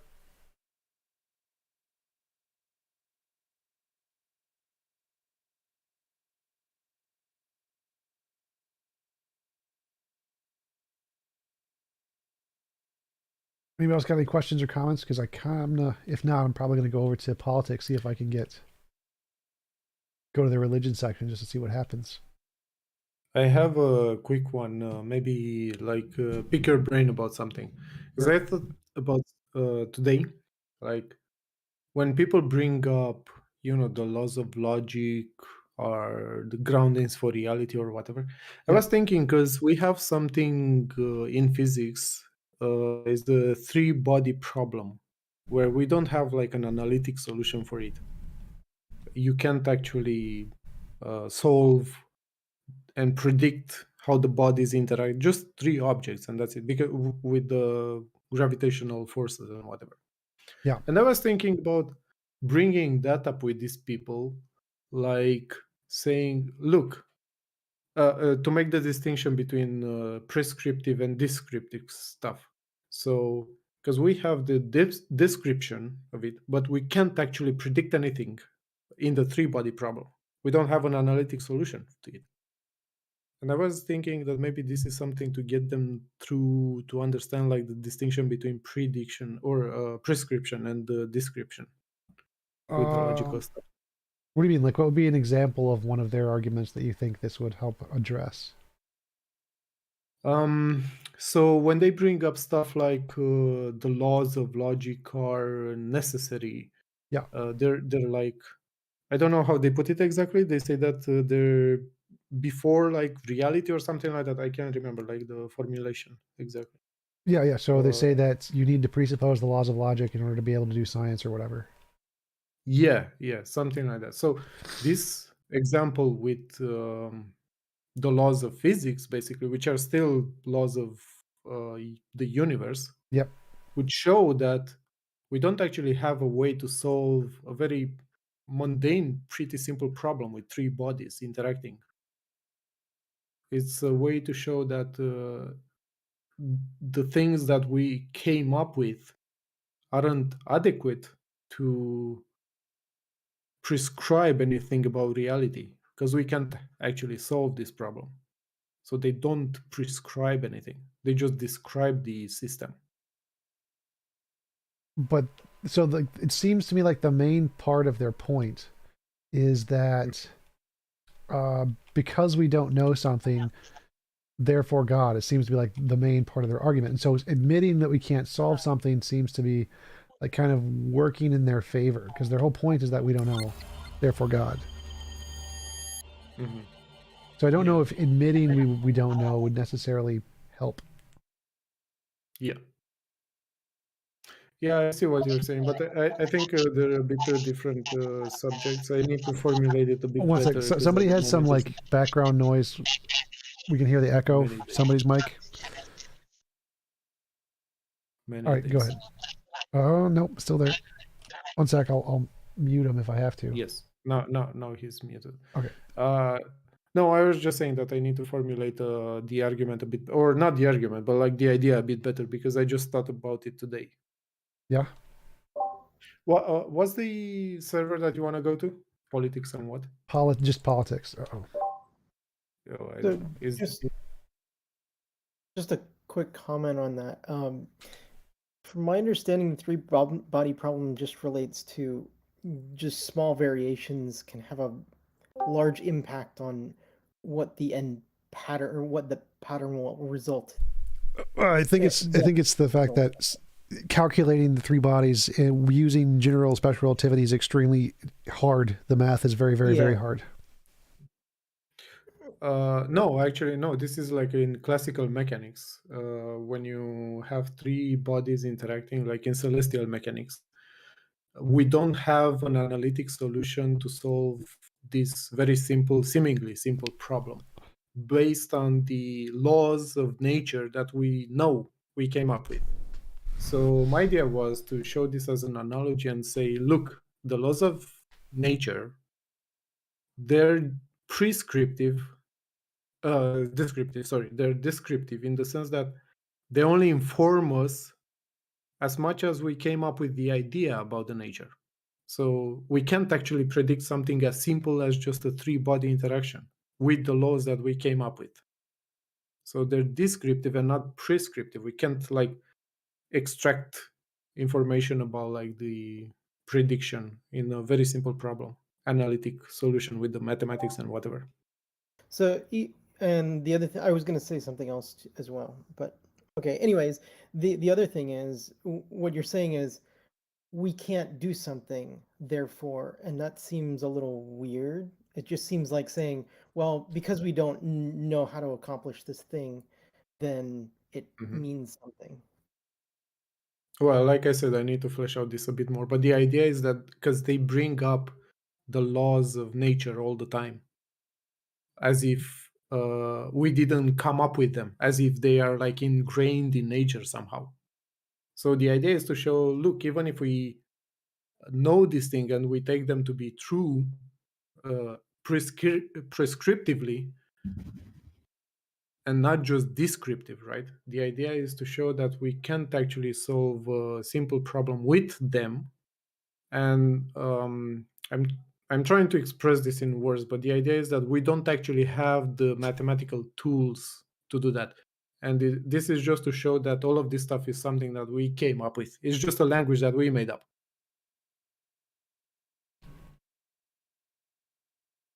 I think I understand your argument or what you're going for. Seems like because you're saying the three-body problem is kind of like the laws of physics in that it's a problem that doesn't... It's a thing in physics that we can't really solve. Logic's kind of the same. But I don't think that it addresses their point. Because their point is that logic has to exist first. Mm-hmm. And so if logic doesn't exist first, then nothing is possible in the universe or something like that. You have to presuppose logic. Logic has to come first. Yeah. I think like I'm attacking the idea that they come up with this, I guess, nonsensical proposition that logic is prescriptive. Well, I suppose like in a sense it is prescriptive. Yeah, like well, like their argument is usually that the laws of logic existing is what causes stuff to happen. Yeah. So like you need the laws of logic to create the universe because it causes objects to be able to exist or something along those lines. Yeah. And I think like we agree that that's not the case. Like logic is just a language that we came up with that describes what we already know about the universe. Yeah. Yeah. So but I think their argument is that the laws of logic is kind of like gravity. It's a thing that exists, and explaining that we come up with laws like the three-body problem or whatever doesn't tell us whether or not logic is one of the things that's like gravity or one of the things like the three-body problem, which is the math. And so that's the debate is it like gravity, where logic is a thing like that exists in the universe, or is it like just a mathematical equation that we made up to describe a thing that exists? And so just bringing up the three-body problem doesn't explain or show which one of those it is. Mm-hmm. Yeah, I get what you're saying. I need to think a bit more about like how to flesh it out in words. Because I think I brought up some time ago in passing, like the idea that as an experiment, an imaginary experiment, is like if we were some creatures that were interacting with the world in a different way, we were perceiving it in a different way, like waves instead of discrete objects. Yeah. My wager would be that we would have like a completely different logical system that wouldn't be compatible with the classical logic that we use today. And this is to show that we just come up with these ideas to describe what we experience, and it's not something like that actually describes the ontology of reality or whatever they mean.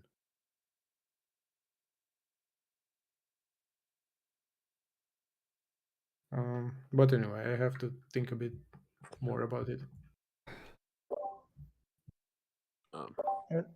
Maybe. Yeah, I think that's a better example. That makes a lot more sense, saying that if we were, if we existed as like waves or whatever, then we wouldn't have the same logic. We'd have a different logic, and therefore logic would be more like a construct that we use to describe reality, not a fundamental thing. But I think they disagree and probably say something like, even if we did that, it would still be compatible with our current logic. There's no way to create a reality that isn't compatible with our current logic. That would probably be the main objection I would see. Mm-hmm. Yeah, but I guess, I mean, they could say that, but I don't think there's a way to actually disprove it or show how it would disprove this idea about like waves. Because think about like if you could make them visualize the fact that nothing is discrete and everything is like a continuous spectrum of something, changing waves. Or right. whatever. I don't think they're going to be able to disprove it, but because it's intuitively easier to understand standard logic than it is to understand non-standard logic, it seems like it's a stronger argument to for the theist to say, well, no, because standard logic just makes more sense. So they have like the upper hand if you try to make that argument, because they're using the more intuitively easy example. Mm-hmm. Yeah, I guess I see your point. Yeah. So I try and contend with like the logic stuff that comes up a little differently, I guess. Or the way that maybe the way I think of it is just completely off the wall, incorrect and weird or something. I don't know. But I've always, when they mention it and they mention that it's required, to me, I always feel that, or say that logic is, or the way that we describe things by these laws of logic are something that came as descriptions of the behavior that we see, not that they actually exist. And it is just a form of communicating, or a way that we communicate. So for example, for me to communicate the concept of A to you as A, then it cannot be something else, or it cannot be B. So for me to be able to convey an idea or a concept to you, then we have to have those laws in play, or our communication basically has to abide by those rules. Otherwise, it's incoherent and we can't communicate between each other. And that has nothing really to do with things around us.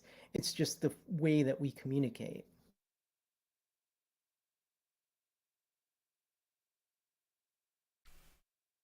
But how would that address their argument? So like their argument is that standard logic is like fundamental or whatever.